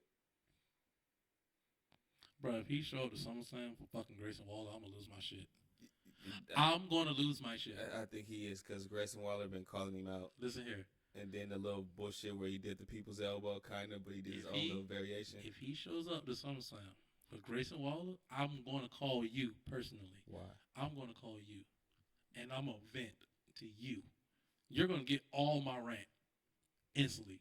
Like, once that music hits, and I hear that, if you do, I'm calling you. Have the phone right next to you, because I'm calling. Because I'm going to go to fuck off right then and there. Sir. What? At the time that this is going to be going on, we're going to be together anyway in Martinez. Yeah. So, But are you talking about like that night? Like, are you talking about the next day? Once I get home and I turn it on and I see The Rock come out talking about Grace Wild, I don't care if it's midnight. I'm calling you. I'm calling you. And if you don't answer, I'm leaving you a voicemail. It's just me ranting. And so when you wake up in the morning, hey, just send a text message with the voice thing. That's better. I can push the button and it can just go with your rant, and I can just play it on the air too. Oh yeah, okay, I do that way. Because if that's the case, I'm telling you now, if The Rock shows up, listen here, people. I'm gonna get serious with y'all. If The Rock shows up to SummerSlam, only to deal with Grayson Waller, I'm going the fuck off. And like you say, period. I'm going the fuck off. If he's not gonna deal with the tribal chief or nothing that's going on in tribal combat, I'm personally, if I have to, I will fucking fly to Detroit to take on the fucking Rock right then and there. Like, I don't care. God damn it, we almost 3 years in with this goddamn story, and he better fucking show up for the goddamn tribal chief. The only one that's still holding out hope for The Rock to be involved in this fucking storyline. Because if he shows up with fucking Grayson Waller, I'm gonna lose my shit. But anybody, and I love Grayson Waller, but just for him to show up for fucking Grayson Waller, oh yeah, I'm gonna go the fuck off. You already got me heated. Oh god. I was already on 10. Now I'm on fucking like 30. That's the real rumor, and you sitting here tripping because you want The Rock to be involved in the Bloodline story. I'm telling you now, if The Rock show up to Detroit, if The Rock shows up in Detroit for fucking Grayson Waller, you should see the peak. The peaking that's happened right now. Somebody's gonna get these fucking hands. The vocals, just from that little rant alone. Somebody is gonna get these fucking hands. I telling you now. Man, you gonna be all the way in town with your brother, so I guess your brother. Either my brother or my girl gonna get these hands, and my hands are ready to eat for everybody. Whoever the closest is gonna get these fucking hands. I'll tell your girl to run because that's domestic battery. So she gonna see the highest level of violence. If The Rock comes out there talking to Grayson Waller and he acts like he doesn't know what's going on that night with the tribal combat. Like, that's where all my anger is at. I can't even talk because I'm sitting here laughing at you because you're really like pissed off. Like I am. That shit better not happen. It might happen. It's a good chance because that's what the rumor is. It's a very good chance that shit gonna happen. What's your next subject, buddy? What's your next topic? Let's just move on because that's just pissing off, man. All right, so I got a list of current storylines that are going on right now in AEW and WWE. I'm gonna go ahead and list them all for you real quick, and then I'll follow up with my question. Oh my god! So the current ongoing WWE storylines right now is the Bloodline Family War, Finn Balor's 7-year redemption, the Judgment Day's takeover, Becky Lynch's revenge on Trish Stratus, Shayna Baszler's betrayal of Ronda Rousey, Maxine Dupree learning how to wrestle with an Alpha Academy, Bayley shaved Shotzi's hair and Shotzi wants revenge, Brock, I guess he's hunting Cody down, I guess that's the story, and Ricochet's beef with Logan Paul. Then on AEW side, their the current ongoing storylines right now is the romance between MJF and Adam Cole. Christian Cage, the TNT champion, quotation marks. He might be that's a question mark. I'll put quotation marks because you put a question mark. I'm looking at it. And right now, fine, question mark. And that's when Ricky starts controversial success, like his cheating to win. CM Punk, the real world champion. Andrade's mask that I don't know if that just ended or whatever. Billy Gunn's retirement. John Moxley and Eddie Kingston, they got beef with each other. Don Callis's what the fuck they got beef with each other? They got beef. Like, it's weird. They're like two brothers that are beefing right now. Don Callis declares war against Kenny Omega. The Outcast versus the AEW Originals that's still fucking going forever. That truly has no ending. Jack Perry from Jungle Boy to Hollywood. Bullet Club, they expanded. And then Jericho Appreciation Society disbanded, and Jericho joined Don Callis. Also, I forgot to put that one down. Please don't. Just don't. You don't have to. Orange Cassidy's ongoing. You just made it, by saying that last one. Now you just made this even more easier for me to answer. Never mind then. Take the last one out. So now my question, after me reading off all the storylines, based on the storylines, which company is providing the better entertainment? Even without you mentioning pockets, it's still gonna be WWE. Especially for me. So I guess we're doing our own personal opinion. For me, it's WWE. Just the storylines make more sense. They're more cohesive, I guess is the word. They make sense. And then their biggest three storylines is what's carrying the company and have their ratings kind of going in the upward trajectory more than that they've been doing even before that. So I'm going to go with WWE. Theirs is more entertaining. I love Collision, but just AEW, their stories suck. I don't care nothing about the Jericho Appreciation Society. I don't care about the Outcast versus the AEW Originals. Don't even know who the AEW Originals are besides Britt Baker. Because that one's on pause. So I really don't care. They don't even have a continuation to it. I can care less about Don Callis and whatever he has going on, unless he's getting choked out by a security guard that's not even involved in the storyline. Yeah, Moxley and Eddie Kingston's beef is retarded because it's been going on for like 4 years, and it's like you guys don't even know if you're friends or. All right, I'm done with that. What else is here? The Billy Gunn retirement. I'll believe it when it really happens. Number one. Andrade's match, who cares? It's over with anyway. I do like the Real World's heavyweight champion thing. I like the Ricky Starks controversy thing. I like the Christian Cage TV champion thing. I'm even kind of getting into the MJF and Adam Cole thing. It's entertaining, though I do feel like it's kind of hurting MJF in a sense. So, again, I don't feel like what WWE stories are doing are counterproductive as AEW's. Their stories are kind of more counterproductive than they are being productive. I could agree with all that. I think I went with WWE 100%. My thing with AEW's storylines is the key word that I kept saying, ongoing. They have a lot of stories where it's like, oh, this week we're going to talk about, I can just pick one right now, the Moxley and Eddie Kingston. And then out of nowhere, it's like, I don't even think they mentioned it last. Did they mention it last week on Dynamite? I don't know. I don't watch Dynamite. Oh yeah, good point. Touche. I think last week it just shifted to John Moxley having beef with Orange Cassidy and the Best Friends. And there was no conversation about Eddie Kingston. Because nothing makes sense on that freaking show, like, man. I don't know. Like in my mind, I was like, I might have dismissed it, or they just don't talk about it. We'll talk about it when we get back to it. Because like, they never got to it. They try to do long-term booking, but their long-term booking is if you're driving in the car to get from one destination to the other destination, and your GPS says go straight down the street, AEW likes to go, okay, let me make a right turn real quick. Make a left turn. I'm going to go down the street. Wait, let me go all the way past the spot I want to go to. Make another left. I'm going to swerve back around, do this, and then I'm going to finally get to the destination. Like, it's everything but just going straight to the fucking destination. So it's like, yo, AEW do their storylines like a fucking video game.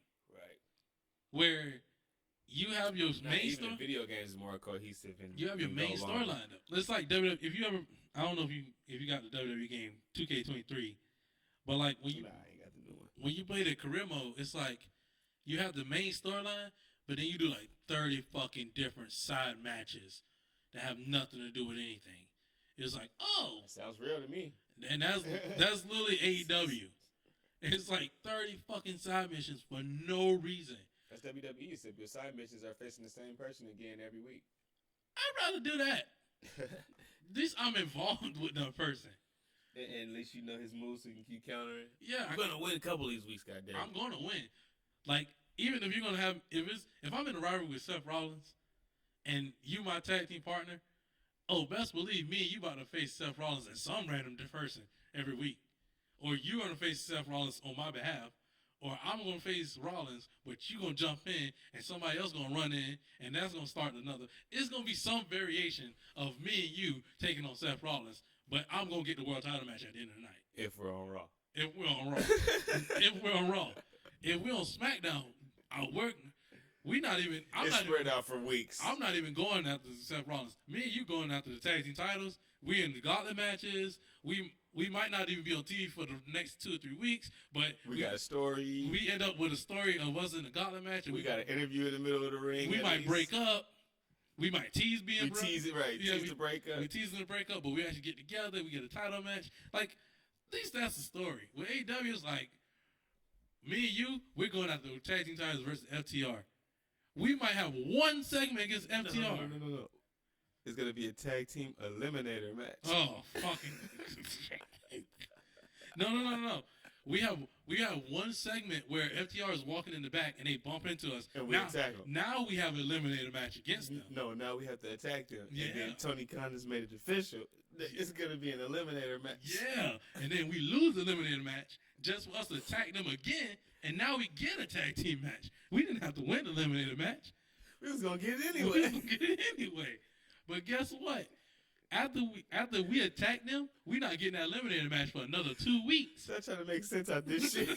We're not going to get another eliminator match for another 2 weeks. And that's when we finally lose that eliminator match, guess what? We're going to jump them again 3 weeks later so we can remind them that we still don't like them.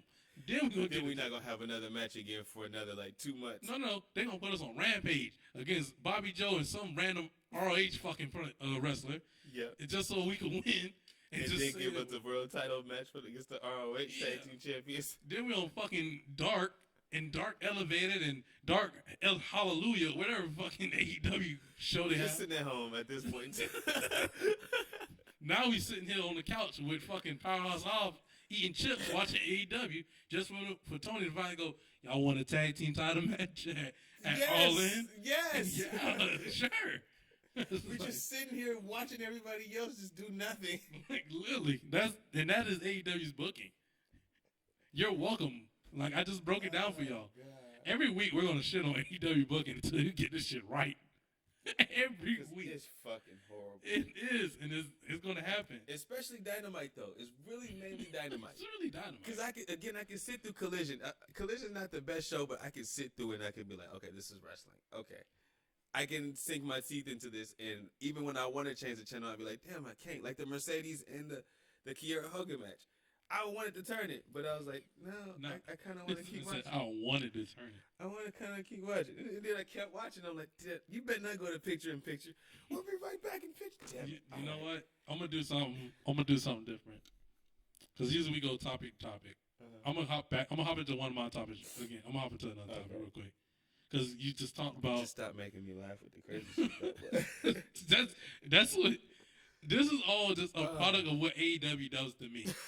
We talked about this earlier. This is what Vince kind of groomed me into. I need a story. I need process. I need progress of the story. There's a meaning to every match. There's a background to these matches. That's how Vince has made me. Sinus is about to start. And now AEW has come into my world and shook everything up with this. Only good matches prospect. No, hold up. Let me pick a name out the hat. Oh, it's Kenny. Oh, Kenny Omega. Let me get my dart. Let me get all the names on the board. Oh, wait. What did I say? Orange Cassidy. All right, Orange Cassidy. No. In the main event. No, here we go. Who's that? The top guy in some fucking random Europe fucking league or whatever, bro. Like AAA or CMLL. Yeah, like the top guy in TNA. New Japan. Like, dude, I don't need that. I don't need none of that. The top guy in GCW or. He's about to take on a member of Chaos. Oh, which one? Ooh, no one knows them fucking people. Especially, I'd rather you give me a member of Chaos than a member of the Dark Order. bruh, At least I know who some Chaos members are. Like the Dark Order, I'd be like, I don't care. Unless it's Little Brutus, I do not care. no, we gonna get Kenny Omega versus fucking Jeff Cobb again, and which I love that match, but god damn it, please explain who the fuck Jeff Cobb is, because Jeff Cobb ain't been on. It was like he's made his debut on AEW before, 3 years ago. You know, I think I'm kind of tired of the New Japan guys coming over right now. Suzuki was just on one of these fucking shows. He was against Darby Allin. There you go. On Collision. I'm like, Suzuki's still out here? Like, what the fuck? And then I just heard that Kota Ibushi is now All Elite, so I'm like, okay. Is he? I seen it on something. He better be All Elite in the fucking weight room. Be doing something. He coming out there looking like Doughboy.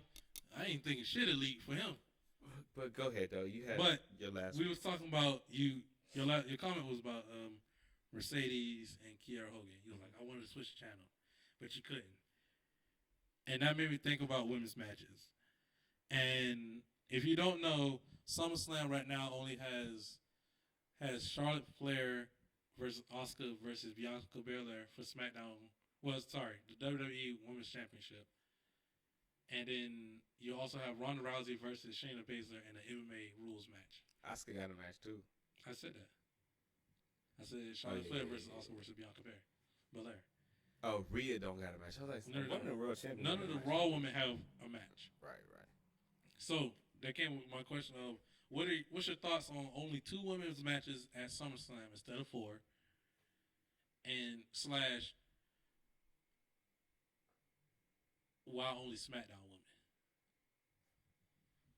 Why do you think it's always only SmackDown women on there? Is that a question for real? Is that rhetorical? Why the last part? Why only SmackDown women? Like, is that question rhetorical? That's rhetorical. Okay, because we all know the answer is her, Charlotte Flair. So that's the only answer why SmackDown's the only one. I must be on the pay-per-view. Beep boop. Period. Beep boop. I must become women's champion. After we talked about off screen, and then probably another subject that we get into, she's one of the spoiled ones. Yeah. Just like, I hate to say it, I love him to death, but just like Cody Rhodes, she's one of the spoiled ones. So the legacy kids. Yeah, so she's gonna be the one to get the big spot if they got a spot open. So that's why. But as far as I'm fine with that, because I figure that we're gonna only really get like 7 to 8 matches, and we all know what the big story is. The big story is the tribal war with Roman and Jay. Yeah. Maybe the Logan Paul and Ricochet match. But I kind of have the feeling that the Seth Rollins and Finn Balor match might start the show. Well, the problem everyone's having is, we got time to put the triple threat women's match and the MMA fight match, but you can't put Rhea on the show, who hasn't defended her title. Rhea literally hasn't defended her title since. I got it right here on my notes, y'all, because I researched this one, right? She hasn't defended her title since Natalya on a Monday Night Raw episode. When? I want to say last month. I literally did the research earlier, and I'm upset now because. But that's fine. She don't have to defend the title like every. She don't have to, but it's like every week. But she hasn't defended the title since March. And again, that's fine. So as long as like she's still getting some airtime, which she is. She's getting a lot of airtime, so she really doesn't have to be featured in the pay-per-view right now. I get it that SummerSlam is like your second biggest pay-per-view of the year, so you can kind of think that she might have something to do. I lied, y'all. It's not March. Since July. Since July 3rd. I kind of figure that she might have something to do, especially in the Finn Balor match against Seth Rollins. She might get involved in that, so she'll be out there. So she doesn't really need a match. She hasn't been on the pay-per-view since Night of Champion in May. So she'll be at SummerSlam. She will be there, but especially with Damian. It's just nice to have her defend the title. So. I guess. Yeah, it's not a big deal because they got other matches. My problem was that they don't have challenges over on Raw. They don't. Well, not good ones. It's trying to be Raquel Gonzalez, but which they're gonna save that match for Payback. which makes sense Exactly. because that's the name of the pay per view, Right. and Rhea took her out, so she wants hey, payback. That's why I'm not really too worried about it. I'm not mad at it, but that's what it was. They didn't give Rhea a title match, but they put the Battle Royal on the pay per view. There's a SummerSlam Battle Royal with LA Knight and Sheamus in it. I don't care. And Ciampa. And Nakamura. And Nakamura. So I don't. The Battle Royals don't mean nothing but just to get some guys some paydays and get them on the pay-per-view, especially in a big stadium show like that. So, again, I don't have a problem with that at all. It's going to probably be like 10, 15 minutes anyway. So, that, I don't care. But as far as the ladies that have been on the show, it's not a big deal. We got the two most athletic, I say, women on the card. And then we have, who I think is still great in her own right, Asuka. Because who's better athletically than Bianca and Charlotte? Let's just really be honest. Athletically. I don't even think Rhea is on their level athletically. There's only one woman. Who, Ronda? Shayna? Well, are we talking about in WWE? Yeah. In WWE right now, there's maybe one woman that's up there with them. And that's Tiffany Stratton. I'm not talking about nobody in NXT. Oh, but we talking main roster-wise? Yeah, No. Yeah. No. So that's what I'm saying. So I think that's why they kind of get that spot. And again, because of Charlotte Flair. So missing out. Io Sky. I don't think she is as athletic as them at all. Okay. Hell no. I take. I can see her being a wrestling girl probably her whole life. The other two, they played other different type of sports. So I just think about her aerial attacks, which look great. It's nothing like Kairi Sane's elbow, but pretty great. That's crazy. That you're wild for that. No, maybe, but I like that Kairi Sane elbow. I love her elbow. It looks real. But Io Sky's moonsault is just so like that. It's so beautiful. It is. It's perfect. It's so beautiful. It's hers. I don't want to see a beautiful moonsault. You want to see an ugly one? Yeah, come off that motherfucker quick. Hit that flip quick. Like fucking Vader? Nah. Well, yeah, Vader used to kind of hit Vader quick. And Bam Bam? Nah, Vader was to the side. Bam Bam was to the side. Yeah, Bam Bam never really got the full rotation. It was it was to the side. When I think of a moonsault, I think of like Great Muda. His has snapped too. Yeah, that's what I'm saying. Come off that motherfucker with fire. Like I don't want to see no floating through the air. Yeah, like even Cody. I love Cody's, but like that, it's like you got too much hang time where the knees can come up at any moment. It's too much hang time. I mean, it's too beautiful. It's too beautiful. But anyway, so that was your topic, right? You got your answer off? Yeah. I mean, yeah, because in my mind, you kind of already hit on it. Like, for me, I love match cards that only have 7 matches. 7 or 6 matches is good enough for me. I don't need 8, 9. Because that means we might be there all fucking night. 8, 9 is fine, but when we get to 14... The AEW match cards. WWE had one like that, too. Remember where... I forgot what WrestleMania was. It was Samoa Joe versus Rey Mysterio. They had 14. Yeah. I was like, oh my God. And that's why they went to 2 matches after a while. Oh, my God. Because all the matches add up on one night. Ain't nobody trying to watch all that shit. Nah. Especially when you do a pre-show, too. You give me fucking 2 pre-show matches? What is wrong with you, bro? That's literally 16 matches in the whole night. 35. Like, WrestleMania 35. Like, that is enough. We don't need all that. That was ridiculous. 7 to 8 matches is fine. This nigga just gonna eat that pizza? Dusty I style. love Dusty. And he just gonna eat that, go deliver the woman a pizza and then eat it. That's the American dream, baby. And I ain't gonna lie, that pizza look kind of nasty. But yeah, it answers all my questions. Listen, y'all, we're not against women's wrestling, but to me, if you ain't got that much like story to it, and I know that match about to be good, ain't no reason for them to be on there. Like Trish and Becky don't need to be on there. I feel like that match is way better. It's gonna be way better now that it's in Montreal or in Winnipeg or whatever, in Trish's hometown of Canada. Right. So that makes the story a little bit better. So I'd rather have that instead of them being SummerSlam and they get that little deadly spot of being the second or third match. And then everybody's like, yep, bathroom break. Because there ain't no reason to watch this shit. Ain't no reason to watch this. Oh, my God. Or they could have been the real piss break match, which is the match before the main event. But that too. In any event, one of my last questions. the Cody Rhodes documentary that just dropped this past Monday. Got a chance to sit down and watch it. 2 hours, but still a good 2 hours. It was a good watch. Did you get to see it? How did you feel about it? It felt like those 2 hours flew by to me. I was watching it at work and I was like, man, this shit just flew by. Flew by. Is that not how you say it? No, I just repeated after you. Oh, I mean, y'all gotta understand I'm from Georgia, so like my grammar be all over the place. So it just flew by, like I said. And like, I mean, majority of stuff was stuff that I kind of already knew, but I was also surprised that they mentioned like AEW stuff. The Bucks.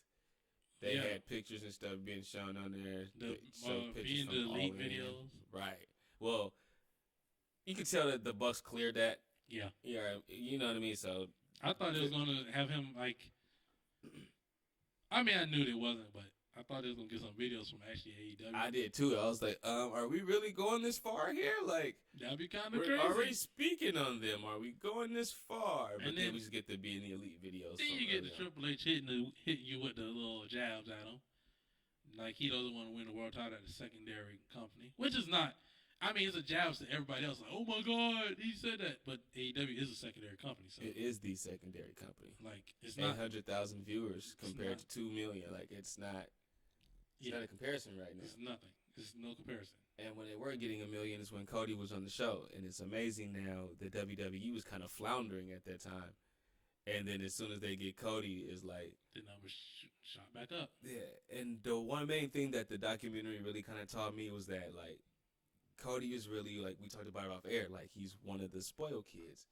And at first, I really didn't think that much of it. But then the more that the documentary kept explaining and talking about things, it was like he was really something that Vince back then wanted and wanted to keep, and even something now, to even the point where they even say it in the trailer that Vince flew to Cody's house to get him to re-sign with the company. Like, it's not something that I knew. I knew that he re-signed. I know it took him a minute to re-sign, but never knew that Vince flew there personally to his house to get him to re-sign. Knowing that Vince was a part of him being even brought up to the main roster as fast as he was within a couple weeks. Like, only having, what did he say, like 10 matches under his belt before he even... He literally debuted, like, what, I think like 2 months after that Hall of Fame introduction? Yeah, but he only had like a month or so in even a developmental, like 10 matches or something like that. So that's why I'm like, it was all Vince. Yeah. And then when you start to see the stories and everything that goes on that he was involved with, you was like, damn, Vince was involved heavily in this. So Vince always kind of had him there, but somehow that Stardust character, he was there at the wrong time. Brought him down. It wasn't even that. It's just like that character. When Stardust came out, though, you gotta think that's when they started doing like Saturday Night Slam, and they was getting real cartoonish. And at that time, before Stardust, they wasn't really cartoonish. They wasn't that. They was PG, but they weren't super cartoon. It wasn't like, oh, we need to have a lot of. They kind of were at this time. R-Truth was smoking on TV. I mean nothing, but they still had Rey Mysterio the next segment. But, you know what I mean? Like but they wasn't doing like stupid jokes and all that stuff like crazy. And when Stardust came around, it was like, man, it was only cartoon stuff all the time. Like R-Truth was doing the little Jimmy. He's joking around. He's not serious no more. Everything's a joke. They got Pee Wee Herman on there.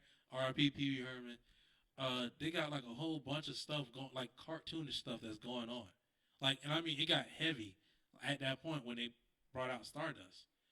Because before then, it was more like we stand above the water. We're gonna keep our head above the water, kind of deal. And it was like, you know what? Let's go ahead and fully embrace this PG, like full on. Nah, they was embracing it before that Stardust character. Nah, man. Bro, I'm telling you. When 07, 08, they was embracing that what Stardust PG was he around CM Punk now? Well, yep. Was he around that time? Yep. No, CM Punk was just about to leave out. Yeah, well, even a little bit after. So let's say the WrestleMania here, he was Stardust in the ladder match. Was CM Punk here? No, CM Punk was gone. I'd say because once CM Punk left, he got Punk left 14. The WrestleMania out here was 2015. That's what I'm saying. So Punk was already. He wasn't Stardust then. Nah. I'm saying. Well, no. He wasn't He Stardust. was not Stardust. He wasn't Stardust. No, yes, he was. No, he wasn't. He was he became Stardust around the ending of literally when CM Punk was leaving out the door. That's what I'm saying. That's when I'm saying it got like super PG really quick. Because I remember that as a kid. But they was PG before that. They were PG. They was way, but I'm saying like they was cartoony and like cheesy before that. Like 08, 09, 2010, they was cheesy as hell. John Cena was the leader of the cheesiness. Like they were cheesy at that time. I get that, but I'm saying it got heavier. Like it became like because they got the ABC contract. They started doing like Scooby-Doo movies and all this BS. Like that's when it got like they've always been doing PG stuff, yes. Right. But it got like heavier and heavier because it's kind of like Dusty. I want to say Goldust was going. Sir, what are we arguing right here? I'm arguing that Stardust was that setup of Cody Rhodes was there at the wrong time, because he did dashing thing, he did undashing, and after the undashing, it was like he was just floundering, like in the documentary. No, he was just sitting there doing nothing. No, because what happened even after that, not even that he wasn't floundering, because that's when they brought Dusty into the storyline with Dustin, and they had the shit going on with the Shield, and they won the tag team titles. They got fired. All that shit. He wasn't doing nothing. Before that, like they had a whole storyline. Before that storyline, the setup of all that, he was doing nothing. He literally was doing nothing before that. Like there was a whole period where he was like he was just there. But that happens to everybody, especially when they're young. I know that I'm not arguing. That happens to everybody. But for you to say it was the wrong time, no, it was the wrong character. Because that character of the undashing and everything, they could have continued on that. That could have continued. But they didn't. And they went with him being regular Cody Rhodes. Yes. So it worked. It was working. But then they went with, since he wanted to team with Dustin, they made him think of a character for the little Stardust thing. That's where the sketches and everything came up, because they both came up with the Stardust character. And that was stupid. It was useless. That's what I'm saying. It was the downfall. It wasn't that wrong. He was there at the wrong time. It was just the downfall. Like everybody else made it there. Randy Orton made it there. But Cena made it there. Randy Orton ain't never got slapped with paint on his face either. But we're both arguing the same thing, that the Stardust thing was fucking terrible. But the only thing that I have to your difference is you said he was there at the wrong time. And I'm like, a lot of guys still was able to be in that system and rise up. Look at your Ortons, look at your Cenas, look at your Batistas, look at your Brocks. Shelton Benjamin, who's kind of in the class under Cody, the class right under Cody. They were given the opportunities. Well, no, Shelton was in the class with Brock and him, so yeah. They weren't given the gimmicks like that, though. Like Shelton had his mama, had Miss Thea, had his mama out there. And guess what? He was an Intercontinental Champion. The fuck? I don't even really remember his mama that much. His mama really wasn't that even big of a story. Because after his mama left, he ended up becoming the gold standard. Besides the gold standard character, that's the character that he is most known for his mama being there. Straight up. Look it up. That you can look it up and I'll get the W for that one. That he's mostly known for the mama? For the character where he had his mama come along ringside. They were on TV shows and everything. He was most known for that. His mama was there for like what? A couple of months? She wasn't there for a year. Like 4 months, 5 months. I was like, she was quick. It was and then she got sick and she had to come off the road. But he had his mama there. Well, no, she probably was there a little bit longer than that, because she was there for a couple pay-per-views. She was there. I was say she was there until. But she wasn't there every show. Yeah, is the thing. Yeah, I agree with that. But his thing was like he was always a mid-card guy. He was always a mid-card guy. They didn't want him to go up. Cody was like the mid-card guy that dropped straight to jobber. Like once he got the Stardust, he was straight jobber. He wasn't gonna be nothing more than the jobber. Well. If he would have got, like he said on the documentary, if he would have got his way and been able to fight his way out the Stardust character, it would have worked. But at the end of the day, I think the journey that he went on was the best thing that he could have fucking did. Yeah. Then I remember when he left, I was like, oh shit. He said, no, I'm not going to give you the chance to fire me. I'm firing you. And that's what he said in 2016 when he left. And I was like, oh shit. He left. And the next thing I know, he was in every fucking promotion. Yeah. Kind of like what Matt Cardona kind of was trying to do. He's on Matt Cardona. Well, Matt Cardona's doing that right now. Before, you know what I mean? And I was like, damn, well, fuck, he's in Impact. And WWE wants Matt Cardona. They should want him back. But he was on Impact. Then he went to Ring of Honor. He was in New Japan. Then he was doing stuff for the British promotion overseas with the little ass ring. I forgot what they called. WXW something? Well, no, them too, but it was another promotion with the little ass ring. Evolve, there you go. He was just doing shit everywhere. And I was like, okay. Then he appeared in New Japan. I'm like, oh. Then after the New Japan shit, with him and Kenny having a rivalry, they all left New Japan at the same fucking time. It was like after Wrestle Kingdom or whatever. They ended up in Ring of Honor for a little bit. But that was before they did Not even the Ring of Honor thing. They started setting up for the All In show, but nobody really knew what was going on. So they kind of was doing independent shows. They was in Ring of Honor majority of the time when they was setting up the All In. So that's how they got all the wrestlers. And a lot of PWG too. But I think wasn't that? Well, no, Ring of Honor didn't close down to the pandemic. No. But so yeah, it was Ring of Honor. You're right. So then after the whole Ring of Honor thing, they start the All In show. Yeah. But they like to say that they did all the little private financing, but it was Tony Khan. No, Tony Khan wasn't in that one yet. Tony Khan ended up going to the All In, and that's what set up the All Elite. I'm not getting into that. I heard a story from an individual in the game, and I'm just not gonna go into that. But yeah, so I'm just going off of what I read, man. Yeah, I'm just going off of, again, I'm not, because I don't want people to be like, well, who told you that? Yeah, he in the business, y'all. So I'm not even he in it. Do all that. So comment on the video. At the end of the day, and it ain't even who people probably think, because I said his name before, but it ain't even him. But anyway, yeah, so then after that, they start the little All In show, which was a fucking huge success. Never been done before. Did you actually watch it? Yeah, I ordered it. I was a Cody guy. And at the time, I was a fan of Omega. So I forgot who fuck Omega had a match with. Penta. He went against Penta. It was Omega versus Penta, and then it was Cody versus Nick Aldis. I actually never seen that pay-per-view. It was a pretty good pay-per-view. That's why I think the only thing I've seen was Cody Bushi in the ring with Rey Mysterio. Yeah, it was Cody Bushi and the Bucks against Rey Fenix, Bandito, and Rey Mysterio.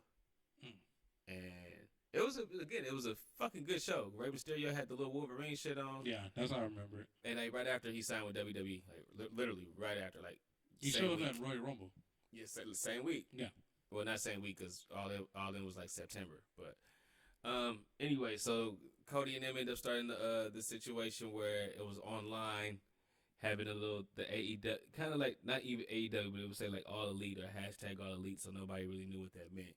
And then it came up with I know the next thing I seen was them in the airport with the contracts.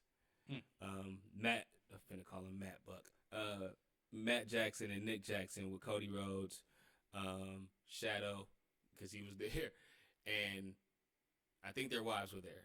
So they were signing their contract, and they was like, well, we can't tell you what it is yet. Then the next week they said something about a press conference. So again, I know I'm rambling, so let's just go straight to the AEW part. So the AEW gets created, and that's kind of like when really Vince kind of sees what the kid can do. And the writing was always on the Raw to me that he would go back. I never thought that he would stay in AEW. So when the rumors came after his run in AEW, things wasn't going right. He was getting booed towards the end of his run when he was trying to be a babyface. He said he wasn't going to switch to be a heel, all that. And he did keep his word. Never switched. He never switched. So the word came out that Cody was working with no contract, and Brandy confirmed that on the documentary. They was working with no contract. But then they got that Cody called Bruce Pritchard to see if there was interest in him coming back. And, of course, there was so much interest that, again, Vince flew to his house to get him to come back. Gave him the idea, which really didn't come to fruition until about 2 weeks before WrestleMania, which Seth Rollins says, the idea to be the mystery opponent for Seth, because his plans, but everybody knew. But they said they had something else in store for Seth, but it fell, whatever. So probably it was Logan Paul, who knows? But anyway, Cody comes back, to a hell of an ovation. And even just showing like the little replay, even it didn't show it kind of like how it was at WrestleMania. It's always kind of different edits. I got goosebumps. It's like, damn, just him being back there. But just seeing him back there, getting to hear his story, how he didn't want to really be in Dusty's shadow too much. He kind of wanted to be his own guy, but still wanted to carry the name. Because remember, he was just going by Cody. He didn't even have the Rhodes name. Because he couldn't. Yeah. They had a trademark. Right. So, which was fucked up to me, but it was good for him because he got a chance to make a name for himself without it. And one other thing before I turn it over to you that I didn't know New Japan was the one that gave him the American Nightmare moniker. I didn't know that at all. I knew that part. Yeah, I didn't know that. I thought he gave it to himself. No, he never had that.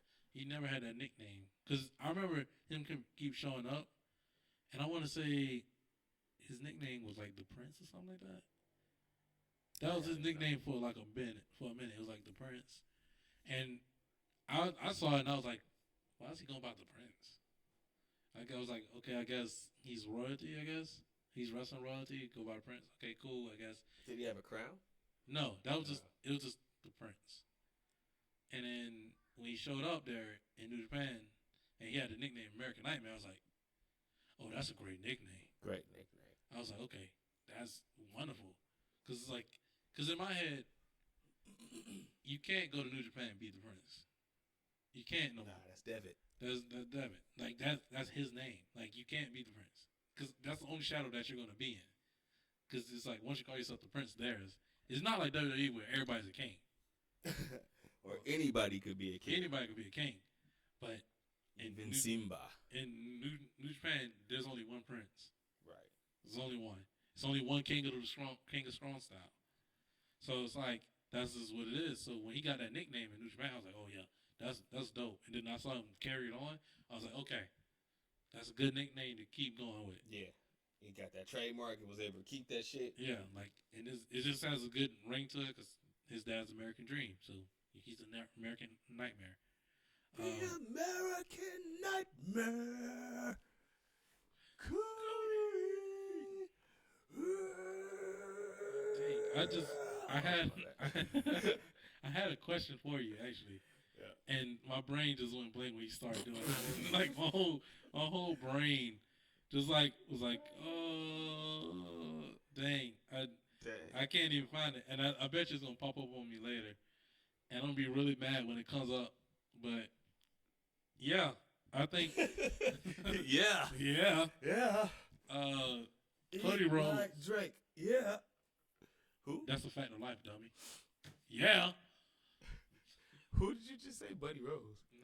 No, Cody Rhodes. Oh, Cody Rhodes. No, Cody.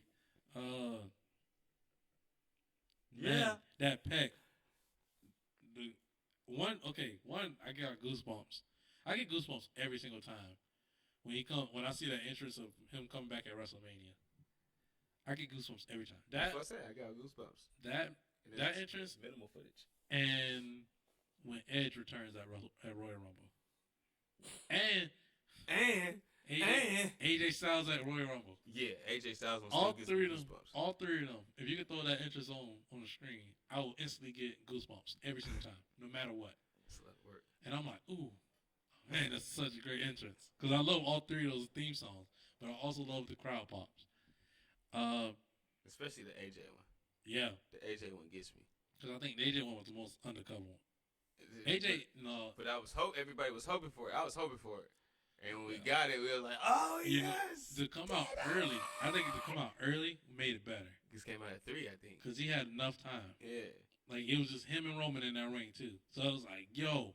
When he lost, it was like, oh, okay, understandable. But he's here. He's fucking here. There's nothing to be mad about. It's like, he's here. He's never left ever since. Yeah, and I'm okay with that. And I'm okay with it. Yeah, don't go to AEW. Yeah, Cody's a legacy guy. He's always been a legacy guy. Anybody that was a star in WWE and that has a kid, their kids are gonna be legacy kids. It's just like when you go to a high school and your alumni and the teacher remembers you, right? And you're like, oh, my kid's coming to school. Okay, we got you. We got you. Yeah. Mm-hmm. We're going to watch your kid for you. That's basically how it is. And that's how WWE treats it. It's like, yo, I'm Ric Flair. This is my daughter Charlotte. She ain't never had to want or ask for nothing. She is good all the time. Becky had to fight for everything. Charlotte don't have to fight for nothing. Randy Orton, he has done some real wicked shit. He has done some. The stories are crazy, but he's never gonna lose his job because he's a for lifer. Well, he's grown now too. He's grown up. Yeah, he's a grown up now, and Cody's like that now. He's locked in. Like the Rock's daughter. He didn't even have to leave. Rock daughter might get fired. Yeah, she's so trash. But she might get if she gets better. I got good hopes for her. I think she's gonna get better. Eddie Guerrero's daughter got fired. Saul? Yeah, she got fired. She was trash. Damn. I'm trying to think of anybody else kids that was there. I think it's Haku's son. No, not Sim Haku. Snuka. Sim Snuka. Yeah, Jimmy Snuka's son. He got fired. Well, that ain't Haku's son. Haku's sons is Tonga and Tangaloa. Yeah, but I'm saying, yeah. No, Tangaloa was fired. He was fired. Yeah. But Haku wasn't that. He was a big deal. No, he wasn't. He wasn't a big deal in WWE. Nah, he just knew. Everybody knew not to fuck with him. Yeah. Leave that man alone. I'm trying to remember anybody that was high priority wrestlers. Nah. That anybody else kids showed up there. And didn't make it? Ted DiBiase Jr. And didn't make it? And didn't make it. Yeah. Who didn't cut it? Ain't that many. Yeah, ain't that many. Ted DiBiase Jr. Ain't that many wrestler kids that didn't make it. Ted DiBiase Jr. Yeah, I already said that. Oh, you did? Yeah.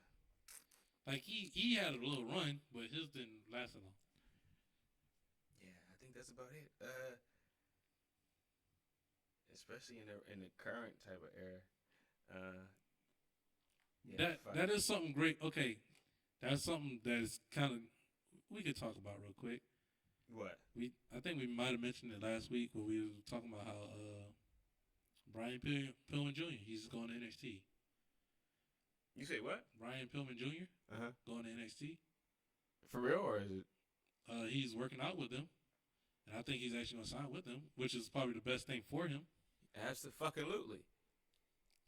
Cody knew what he was doing. Cody was like, "Nah, come fuck with me. Get the fuck out of here." I hope he do that with a couple other people. I'm not gonna say no names, but yeah, he's finalizing a deal with WWE. Yeah, smart. I think very it's smart. Yeah, very fucking smart. Kudos to Brian Pillman Jr. for making the smart decision. Hell yeah. Nothing against AEW, but y'all ain't developing nobody with him. Nah, y'all ain't really not developing. You're not developing nobody. And the people you are developing, where they at? Let me see somebody that you developed. And I mean like actually developed. Actually developed. Sky Blue? No. Come on. Yeah, we know why why with Jade Cargill, but she cut, so we know why she on TV. And because her Sky Blue. Mm-hmm. The moon. Mm-hmm. That dude kind of look like Kane. Not him. Not Hercules. But fuck. I forgot what else I was about to say. And then, well, yeah, Jade Cargill, I don't know. If she go to WWE, she'd be way better. I'm guaranteed. I will put money on it. If Jade Cargill goes to WWE, she will be a superstar. She will be a superstar. If she goes back, I think that's where she headed. So. And if that's anything, we know what program's going to be happening. There's only one program there that has to happen. And if not, that's going to be on one of our little segments of missed opportunities. Her and Brandy? Her and Bianca? So you going to say her and Brandy? Like Brandy, I don't think it's signed. Who the hell told you it was open mic night, bitch? Yeah. Yeah. You tell her, Brandy. Who told you that? That's the greatest line of AEW forever for me. That's like the greatest promo of all time. When that shit pops Jim Cornette, like that shit was so funny. But I don't even want to get into that. That is the greatest promo to me forever. It was like the ratchet girl talk, like it was like the nerdy girl talking ratchet to the hood girl. I don't know. It's kind of weird. Who the fuck told you it was open mic night, bitch? I was like, yes, Brandy. Yeah. You start snapping your fingers. I was with it, right there with it. I was like, bitch. go ahead. She talking to your man. Oh my god. Fuck. All right. So look, that's all the topics I believe. You want to do this last game real quick? This what pay-per-view is it? Is it only one pay-per-view? I got two, but we can just do this first one real quick. Let's see if you get it. I think you get Come it. on. Are you gonna give me the year? So okay, No. so let's do the rules. Let's do the rules. Let's do the rules. So the rules is like this. So you get 3 lifelines, like how to, you know what I mean. So you get 3 hints. Yes. So you get 3 hints. Okay. So up to those 3 hints that I give you, you got to figure it out from there. If you don't get it, then that's when you lose. But again, I think you will get it because I'm keeping it in the time frame that you like, and you know it. So you ready? Ain't no time limit. He says that, and I'm just gonna be like, what? No time limit. Rookie Racky? Are you ready? Yeah, I'm ready. Let's get it. All right. So this pay-per-view, I'm just gonna name the card. So the match is on the card. So starts off with Ultimo Dragon against Chris Canyon. What? Chris Canyon? Chris Canyon. And versus Ultimo Dragon. Yep. Is this a WCW? No. It's not. This is WWE? Eddie Guerrero versus Chris Benoit. Okay. That could still be WCW for time frame still matches. I know, but and the name. They wasn't giving Eddie Guerrero no TV time, especially after he untrashed them. Against Benoit. Yeah, they did. They had a couple matches, especially on Thunder. Jamie Noble versus Billy Gunn. God damn, this is just a SmackDown pay-per-view all the way through. This is 100% a SmackDown pay-per-view. The world's greatest tag team. Because you talked about this earlier. This is offline when you was talking about this, where you was like, how you want to format Raw. Mm-hmm. This is how they formatted SmackDown. Every single week, it was cruiserweights had the first hour, or they either had the first hour, or they had like that middle, like they had that middle section. Yeah, you go ahead. So yeah, they was always like, okay, they always had their little block, and right now the pay per view is always cruiserweight time. But okay, we said world's greatest tag team. Yeah. So I know this is a SmackDown pay per view. I'm thinking 2003, 2004 right now. Against Billy Kidman and Rey Mysterio. Oh man, this definitely gotta be 03. For the WWE Tag Team titles. Gotta be 03, 02. Oh shit, I didn't know this is damn, this gives it all away. Fuck. All right, whatever. No. So we have Sable. Ooh. Versus Stephanie McMahon. Oh. Is this No Way Out? No. Go ahead, continue. You have The Undertaker against John Cena. The first time. I have no clue. You got Vince against Zach Gowen. And in the main event, you got Kurt Angle versus The Big Show. Big Show's with versus Heyman? Brock Lesnar. Oh, who's with Paul Heyman? Well, Paul Heyman is with Big Show? I don't. They didn't put none of that? Nah. Okay. Oh man. This is 02, 03. Okay. I know that. The pay-per-view, I'm trying to think, because these are now actually Raw and SmackDown exclusive pay-per-views. So I'm trying to run through my brain. And SmackDown, I like hearing how you break it down. Like, who wants to be a SmackDown used to always have their pay-per-view themes were always like the end of the like Judgment Day, No Way Out, Unforgiven, stuff like that. Unforgiven was Raw. Yeah, but I'm saying they end up being a SmackDown sooner or later. They end up turning into a SmackDown one. But earlier this year, they had the No Way Out, Judgment Day, Great American Bash. That's later. That's 04, 05. Man, right now, I'm only stuck on either No Way Out. So, Hint number one. You got the year right. It's 2003. 2003. Who's on the poster? The Undertaker. That's hint number two. Oh, the Undertaker's on the poster in 2003? Yep. This was the first pay-per-view. Could be No Mercy. This pay-per-view takes place at the Pepsi Center in Denver, Colorado. Oh, fuck. That's not helpful because that's a shitty crowd. On July 27th, 2003. You telling me Great American Bash hasn't showed up yet? Nope, not yet. It's the next year. It's not even the next year. Oh yeah, it is. It's 04 when it comes up. June 04 is the first Great American Bash. Man, this is after SummerSlam. No. So it's before SummerSlam. Before SummerSlam. In my head, I want to say No Way Out. I also want to say No Mercy. What if I tell you no? Name another one of those B shows. Backlash.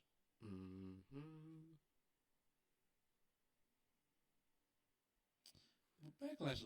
Has Backlash always been early in the years? No. Yeah. It's always been after Mania. It's always been after Usually Mania. been after Mania. Except for that 1 year, like in 17 or 16. Right now I'm running through Armageddon. Was it Armageddon? Yeah, it was the last year for that. Then Judgment Day. Let me think. So you want one more hint? You want your last hint? No. You know what? Because this last hint will give it away. I'm gonna write this down real quick. Because in my head, back in the day, there was a big four, right? Survivor Series, WrestleMania, SummerSlam. What was the last one? Survivor Series, WrestleMania, SummerSlam. Royal Rumble. So that's 4 pay-per-views right there by itself. And they used to do one pay-per-view every other month. So if Raw had a pay-per-view in January, SmackDown had a pay-per-view in February. Yep. And that's when you had one of the big 4 after that. So then you have like WrestleMania. Maybe. March is always a toss-up. Even now, March is always a toss-up. Because they always have 2 pay-per-views running. No, because you never know if you're going to get WrestleMania in March or you're going to get it at the beginning of April. So That's true. You never know. That is true. It's a toss-up. Go ahead, give me a last hint. Chris Jericho won the Undisputed Championship at this pay-per-view. Shit, I forgot that he won it. I truly forgot. Not at this show, but at the name of this pay-per-view. And it was the first year that this name has came into existence. It was actually after the Armageddon name. Yo, y'all about to be mad at me because my brain is going blank. So let me just think. Judgment Day. It's one. No Way Out. Backlash. Armageddon. No. No. Well, this year, yeah, it was one in 04. But it wasn't one in 03. No. And it wasn't one in No 02. Mercy. No, it wasn't one in 01. So Armageddon kind of ended in 01. Then I think it ended in 01. So 01 was the new one. No Way Out. So do you need my help with that? Because I don't even got to look at the paper to say the secondary pay-per-views. Because I have to write them down so I can see. So No Way Out will be the February pay-per-view. So No Way Out. No Mercy. Nah, No Mercy would be like October. Judgment Day. That's like May. Backlash. Okay.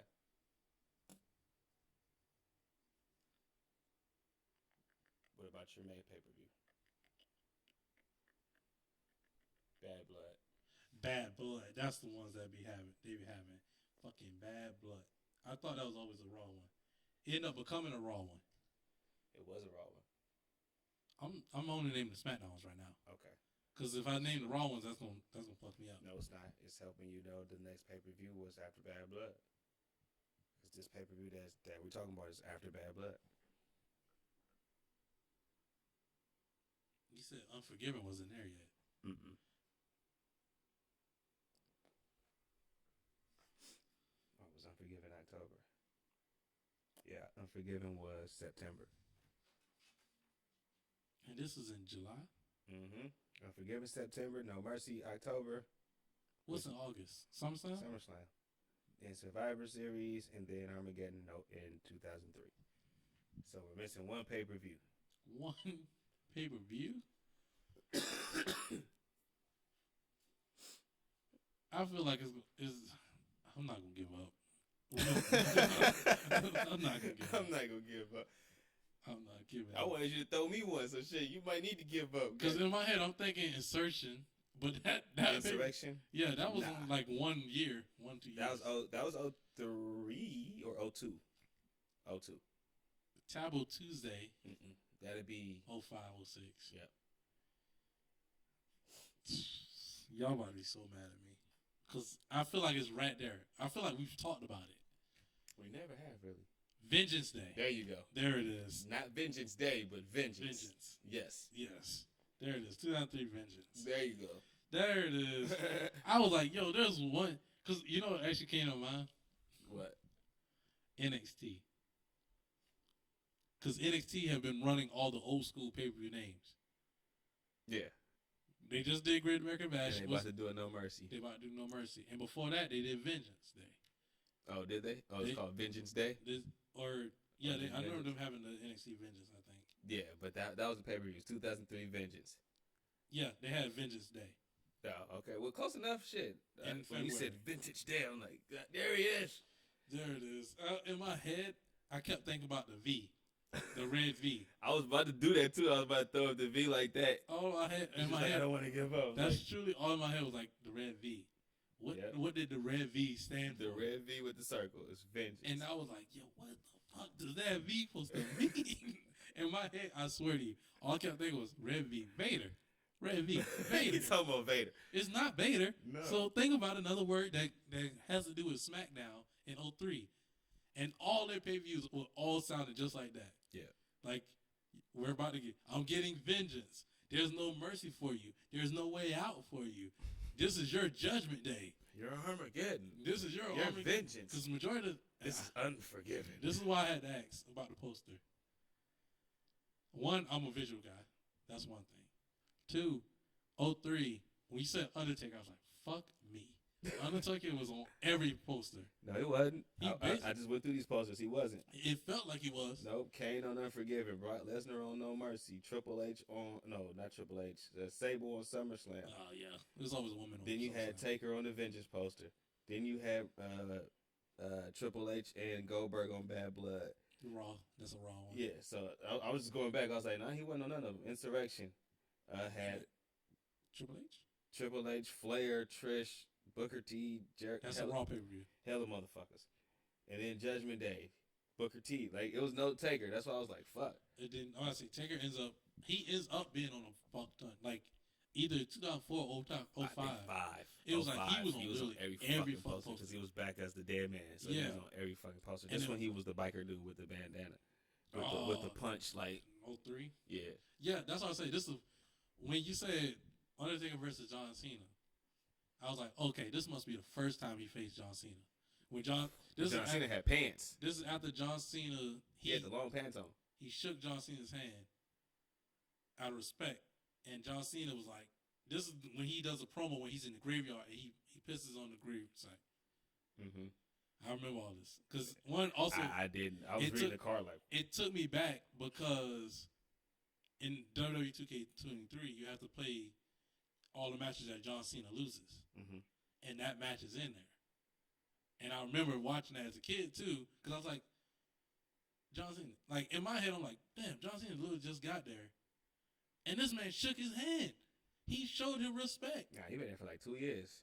And Angle already beat his ass, and then somebody else beat his ass. So I'm saying that same night that he lost to Angle. Oh yeah, Taker did shake his hand. Taker shook his hand. But Taker had already been down to the training shit, looking and everything. So yeah, but it was like to finally see that on TV because at that time too, especially as a kid, because you didn't know that Undertaker was a bad guy, so that's why. Just think about how fucking dope it'd be to still be able to look at wrestling in that light. As a kid? Yeah, like you just know nothing. I wish I could watch wrestling like that now. I try to watch wrestling like that. It's impossible. No, that's impossible. I have to keep in my brain. I try to keep it like that because my brother don't watch wrestling. So if I watch wrestling with him as a guy who watches wrestling all the time, that I wouldn't say it come off as a dick, but that's how it comes off. It's like, bro, you don't know this? Like it's kind of like I'm not gonna fans. I'm not gonna be disrespectful to my brother, but it's like it's kind of like I kind of have to like baby him a little bit, where it's like he doesn't watch all the time. Know. Yeah, he doesn't watch this all the time, so I can't just be like, bro, this is it. Come on. It's kind of like, okay, look, so this is Roman Reigns. He's the tribal chief. Like he's the guy. Like this is their guy. Like I'm explaining this, and as we're watching, he's like, oh okay, and he'll pop in. And he'll be like, oh, that's Roman Reigns. Right. Like the other day we was watching, and I was like, hey yo, you got to stand up for Roman. He was like, what? And I was like, come on, we acknowledge. Yeah, now you're doing too much. Yeah, now let him watch it. He ain't got to participate in shit. Now I'm starting to fuck with him on that part. Yeah, because that's being an ass. Yeah, that because like y'all had to be there for the WrestleMania, but like all the other stuff like storylines and other things like that, like the LWO and all stuff. I have to like be like, oh yeah, this is. He's like, I fuck with LWO. This is cool. This is a new idea. I was like, and he's like, I like how they just take on. It's a new take on NWO, and I was like, yeah. I mean, it's kind of like that, but it's based on like back in the day and all the stuff. I'm breaking it down to him. He's like, oh, okay. So like that's why I try to keep my eyes as fresh as as kind of like a kid. Where I'm like, man, this is so cool. Like I'm like watching. I'm like, man, come on, fight back. I'm like, I'm watching wrestling like I'm a kid still. But then afterwards, I'm like, God damn it. Why as a podcaster too, like now I have to see wrestling, like, I see wrestling in 3 different lights. So it's like, I can't see it from that light no more. I can't. I try. Sometimes, if I'm watching by myself, I can't. Like, it don't matter. Like, if I watch a period, I can't watch it in that light like I did as a kid. Like, where just everything to me is a shock, and I can believe everything. Especially maybe because I trained to do it too at one point in time. I think maybe that's what kind of fucks it up for me too, because now I be looking at people's work. You know what I mean? Or looking to see how the fuck did you pull that off? Like, and what I would have done that, I'd be like, fuck, nah, I'd be too scared to do that. Like, that's how I look at shit. That's how I look at basketball for me. When I look at basketball, I don't look at basketball as a huge fan anymore. I'll watch it like I'm studying. Because in my head, people don't even watch basketball to see the plays. I'm looking at the plays. Yeah, that's okay. I didn't know where you was going. Like, that's how I kind of look at it. I look at it like I'm looking at how people move, how people run their sets. I'm like, okay, look. Oh, I'm like, yo, look at that back cut. I'm looking at it that way. I'm like, right. Man, he dribbling only with his left hand. Man, if they cut off his left hand, he could do this. But oh snap! Look at that in and out movie. I'm studying. Like I'm picking up these little things. Right. Because in my head, I'm not a pro basketball player, but coach kids.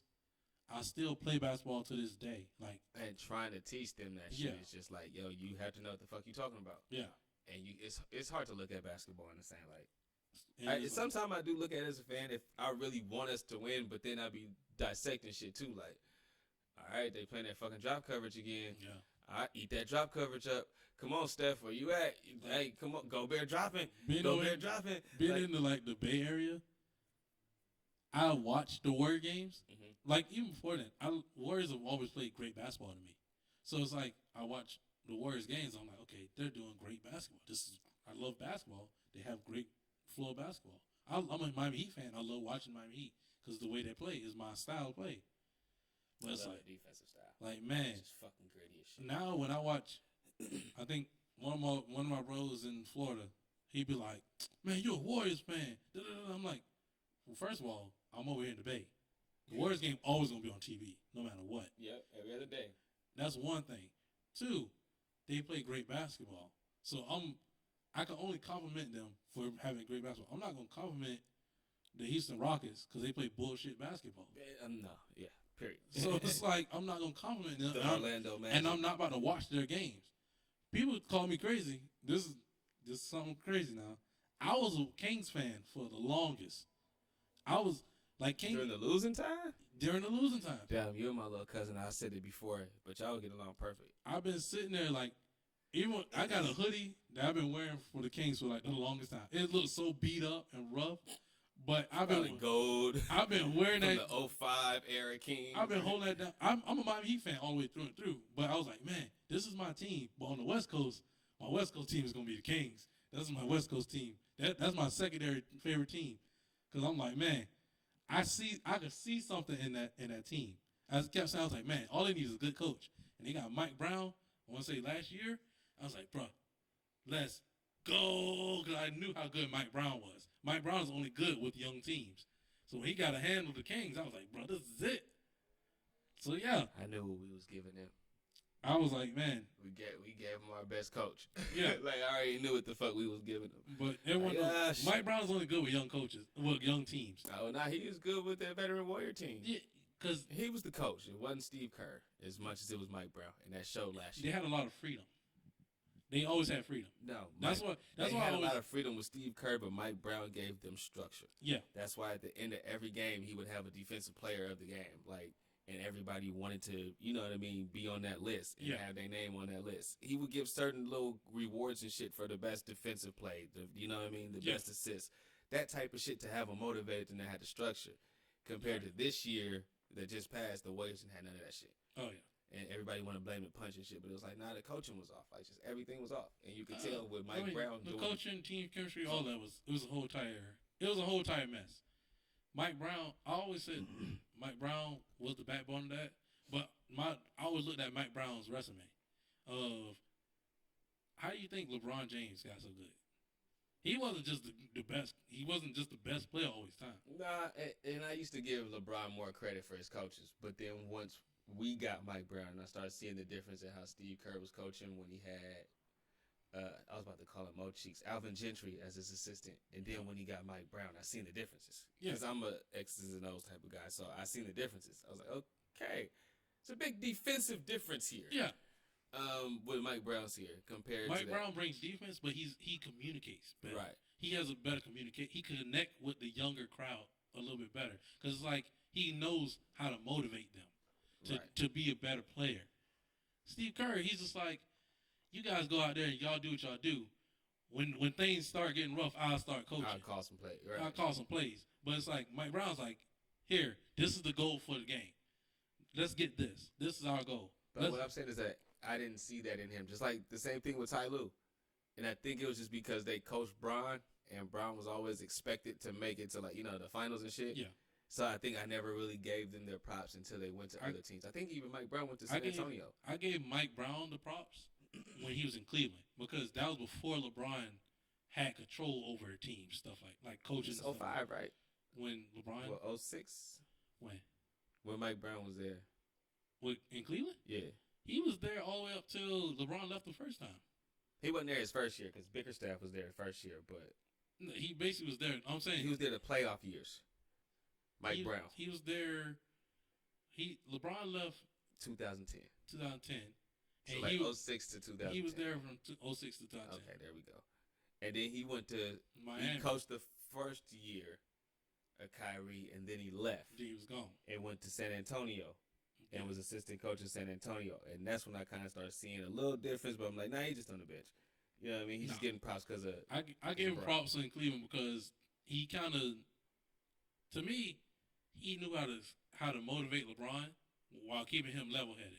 As of like, because when he came in, it was like LeBron's a star. He's gonna be the guy. He's gonna be the. And didn't even make the playoffs. It didn't make the playoffs, and it's like, but Carmelo did. But how do you motivate a guy that you've been talking up so highly of to kind of come back with that same fire? Championship. And he could have been the reason why we got the LeBron we got now.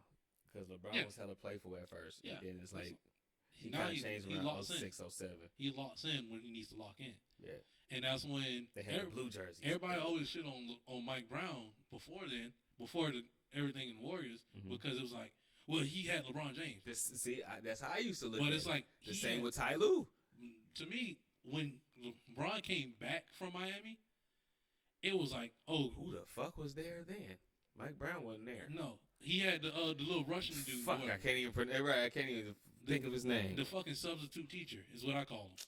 Because when LeBron came back to Cleveland, he was a grown-ass man, and no one was going to tell him what to do. David Blatt. Yeah. There you go. Ty Lue wasn't going to tell him what to do. David Blatt wasn't going to tell him what to do. Frank fucking Vogel wasn't going to. No coach going to tell LeBron James what to do. Frank Vogel sucks as a coach. I forgot where he just got a job at, but it's not going to work. He's a substitute teacher in Phoenix. It's not going to work. Yeah. It's not going to work. So that's why I'm like, literally, Mike Brown kind of groomed. He had a chance that he's probably the only person who actually, him and Spoelstra are the only two that actually coached LeBron. And I mean, actually coached him. I think Darvin Ham is now. Darvin Ham ain't. He is coaching everybody else but LeBron.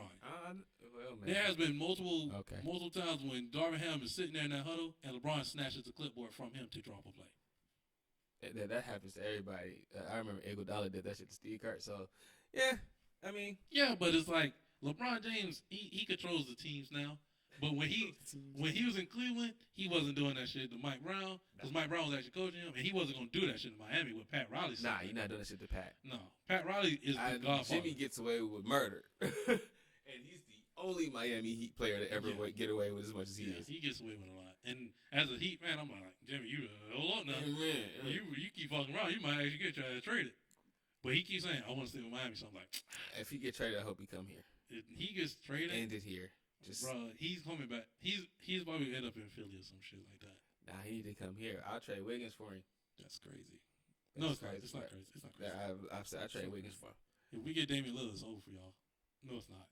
But it'd be nice to finally have a 1-2 punch or 1-2-3 punch. If y'all can keep Bam. People don't understand. Like Miami. Yes, we have LeBron James, Wade, and Bosh, but there's like a gap there. There's a huge gap in between that. Yes, we made the playoffs and stuff, but there's a gap where we was led by Hassan Whiteside and Chris Bosh and Goran Dragic. There's like y'all wasn't led by them because y'all didn't make the playoffs. We didn't that was our head, and then that was the year after Dwayne Wade left and went to Cleveland. No, he ended up in Chicago. And then he was in Cleveland for another year. He didn't come back for 2 or 3 years. It's 2 years. And then when he finally came back, we went back to the playoffs that one time. Nah, he was traded back. Remember during the season? Yeah. They traded. Because we needed him back. Season when that Cleveland Cavaliers team went to shit. Bro, we needed him back. Because we didn't have an image. We didn't have nothing. And y'all understand. And y'all beat us at I think his like second game back. Y'all beat us on this little buzzer beater. He pump faked and off the glass 3 from the top. You don't remember that? And he had the braids. He had the braids. He had the fucking braids. I was like, no fucking way. Because it was like literally like no time when he did the pump fake. I was like, oh, we got this. And he threw that shit up. I'm like, nah, but that's it. That shit went in. And the referees was like, counting. I'm like, no. And I seen Steph's face. I was like, damn, blood. We needed an image. And people act like, oh, the Heat just always stay successful. No, bro. Every year, every team counts us out. Every year, every analyst counts us out. And I'm sitting there, I'm like, bro. Every time I watch these like Stephen A's and all of them, I'm like, yes, count us out, please. We literally just Jimmy. When y'all have Jimmy, I don't count y'all out because he's a different player in the playoffs than he is. Because we don't care about it. No one understands that. Miami Heat don't give a fuck about the regular season. We play they got it in the fucking play-in. Yeah. And went to the finals. Yeah. This is a team that wasn't even supposed to make the playoffs. Every game we play like it's the playoffs, but we also play it as of this is practice. Nah, y'all play this shit. This is the last game. We need to practice. This is like, okay. So, like, there's games where I've watched where Miami Heat gets up by like 15. And bullshit. And we'll bullshit all the way down to like. Well, I wouldn't even say bullshit. Y'all really didn't have like hella great players to keep them leads up. You really was relying on Kyle Lowry. We kept games close a lot of times on purpose. Because you have to train that. How else do you train for last 1 minute games? I didn't think I had the offensive firepower to be able to just run away. Bro, we'll be up by 15 with like Every 5. team would be With like 15. With like 5, no, like 4 minutes left, and we pull out Jimmy. And then literally Jimmy won't come back into the game until like 2 minutes left, yeah. and we only have a 3-point lead. I seen that happen. I seen that happen all the time. I seen that happen with the Warriors. So No, y'all just like bullshitting. Y'all like I don't seen too many Warrior games where like y'all would get up by 15, then be down by 10, and then get back up by 15 and just be bullshitting the whole entire time. I seen it with the Lakers, where LeBron, they do shit with LeBron, where he won't come back into the last 2 minutes of the game. I'd be like, what the fuck? Why are you taking him out? Because Lakers are good for TV. They understand that. I've never seen a blowout game for the Lakers this past season. I think until the playoffs. I think they beat us with a blowout game. They do not have that many blowout games. They are always like a close game all the time. And majority of the time, struggling for their life. They go to the fucking overtime all the time. They were struggling for their life last year. I don't know what the fuck. I think they put the magnet in their ball. That's their whole season. Their whole season was like, we're losing by 20. Wait, the Lakers are coming back in the game. Oh, we're in overtime. Oh, the Lakers are losing. Oh, the Lakers lost. They lose in overtime. And then Chance Worthy, well, they had a chance to win. Yeah. They gave up at the end. Right. And it's like, bruh, that's every game. Hold on. What fucking podcast are we doing? We're bringing our wrestling podcast into a sports podcast. I don't know. We'll just, just clip this and we'll save it for later. Because I had looked at the thing and said we're Wrestlemanics too. I'm like, oh fuck, wait, we talking hoop? Wait. We've been talking hoop for a minute. Yeah, just find the part where we start talking about basketball and just clip it, and we'll just clip this part too. There you go. Yeah, maybe. Fuck it. We're just gonna call that a day. You got anything? I want to plug the Heavily Opinionated podcast that just dropped a new episode on Tuesday with my boy Melly Mel and Platinum P. They was talking about the boxing match. What? Are you talking about the fact that I said Platinum P?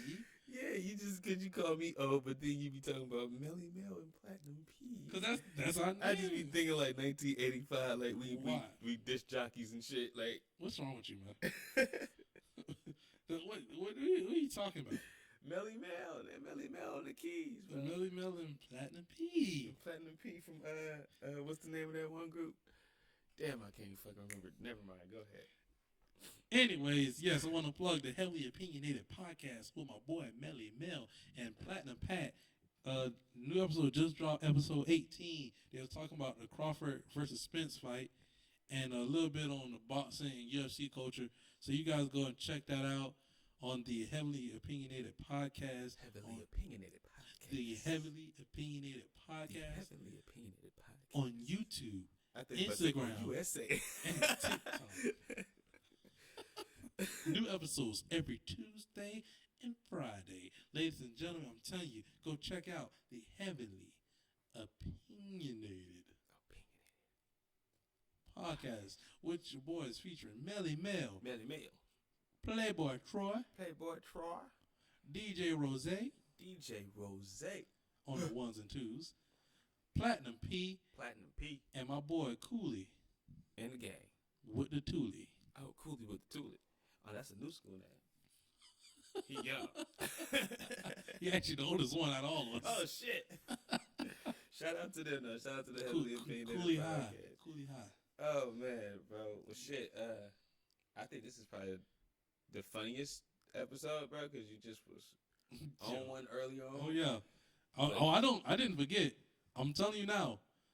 You hear me, Dwayne The Rock Johnson. Oh shit. You hear me, Dwayne. You better fucking show up at SummerSlam. And you better be there for the tribal combat. Not fucking Grayson Waller. Because if you show up for Grayson Waller, I'm going to get on somebody's ass. If you smell, doom. And it won't be in the Roman match. I'm telling you now. You might think Grayson Waller is the Thunder from Down Under. Oh, you're going to see some real fucking thunder. You're going to see some real fucking thunder, Dwayne. Best believe that. And that fuck will do it for this week's episode of We're Wrestlemaniacs 2 podcast. For your boy Izze2Real and my boy Playboi Troy. Yiddy, we out, man. We see y'all next week, man. Boop, boop. Yiddy.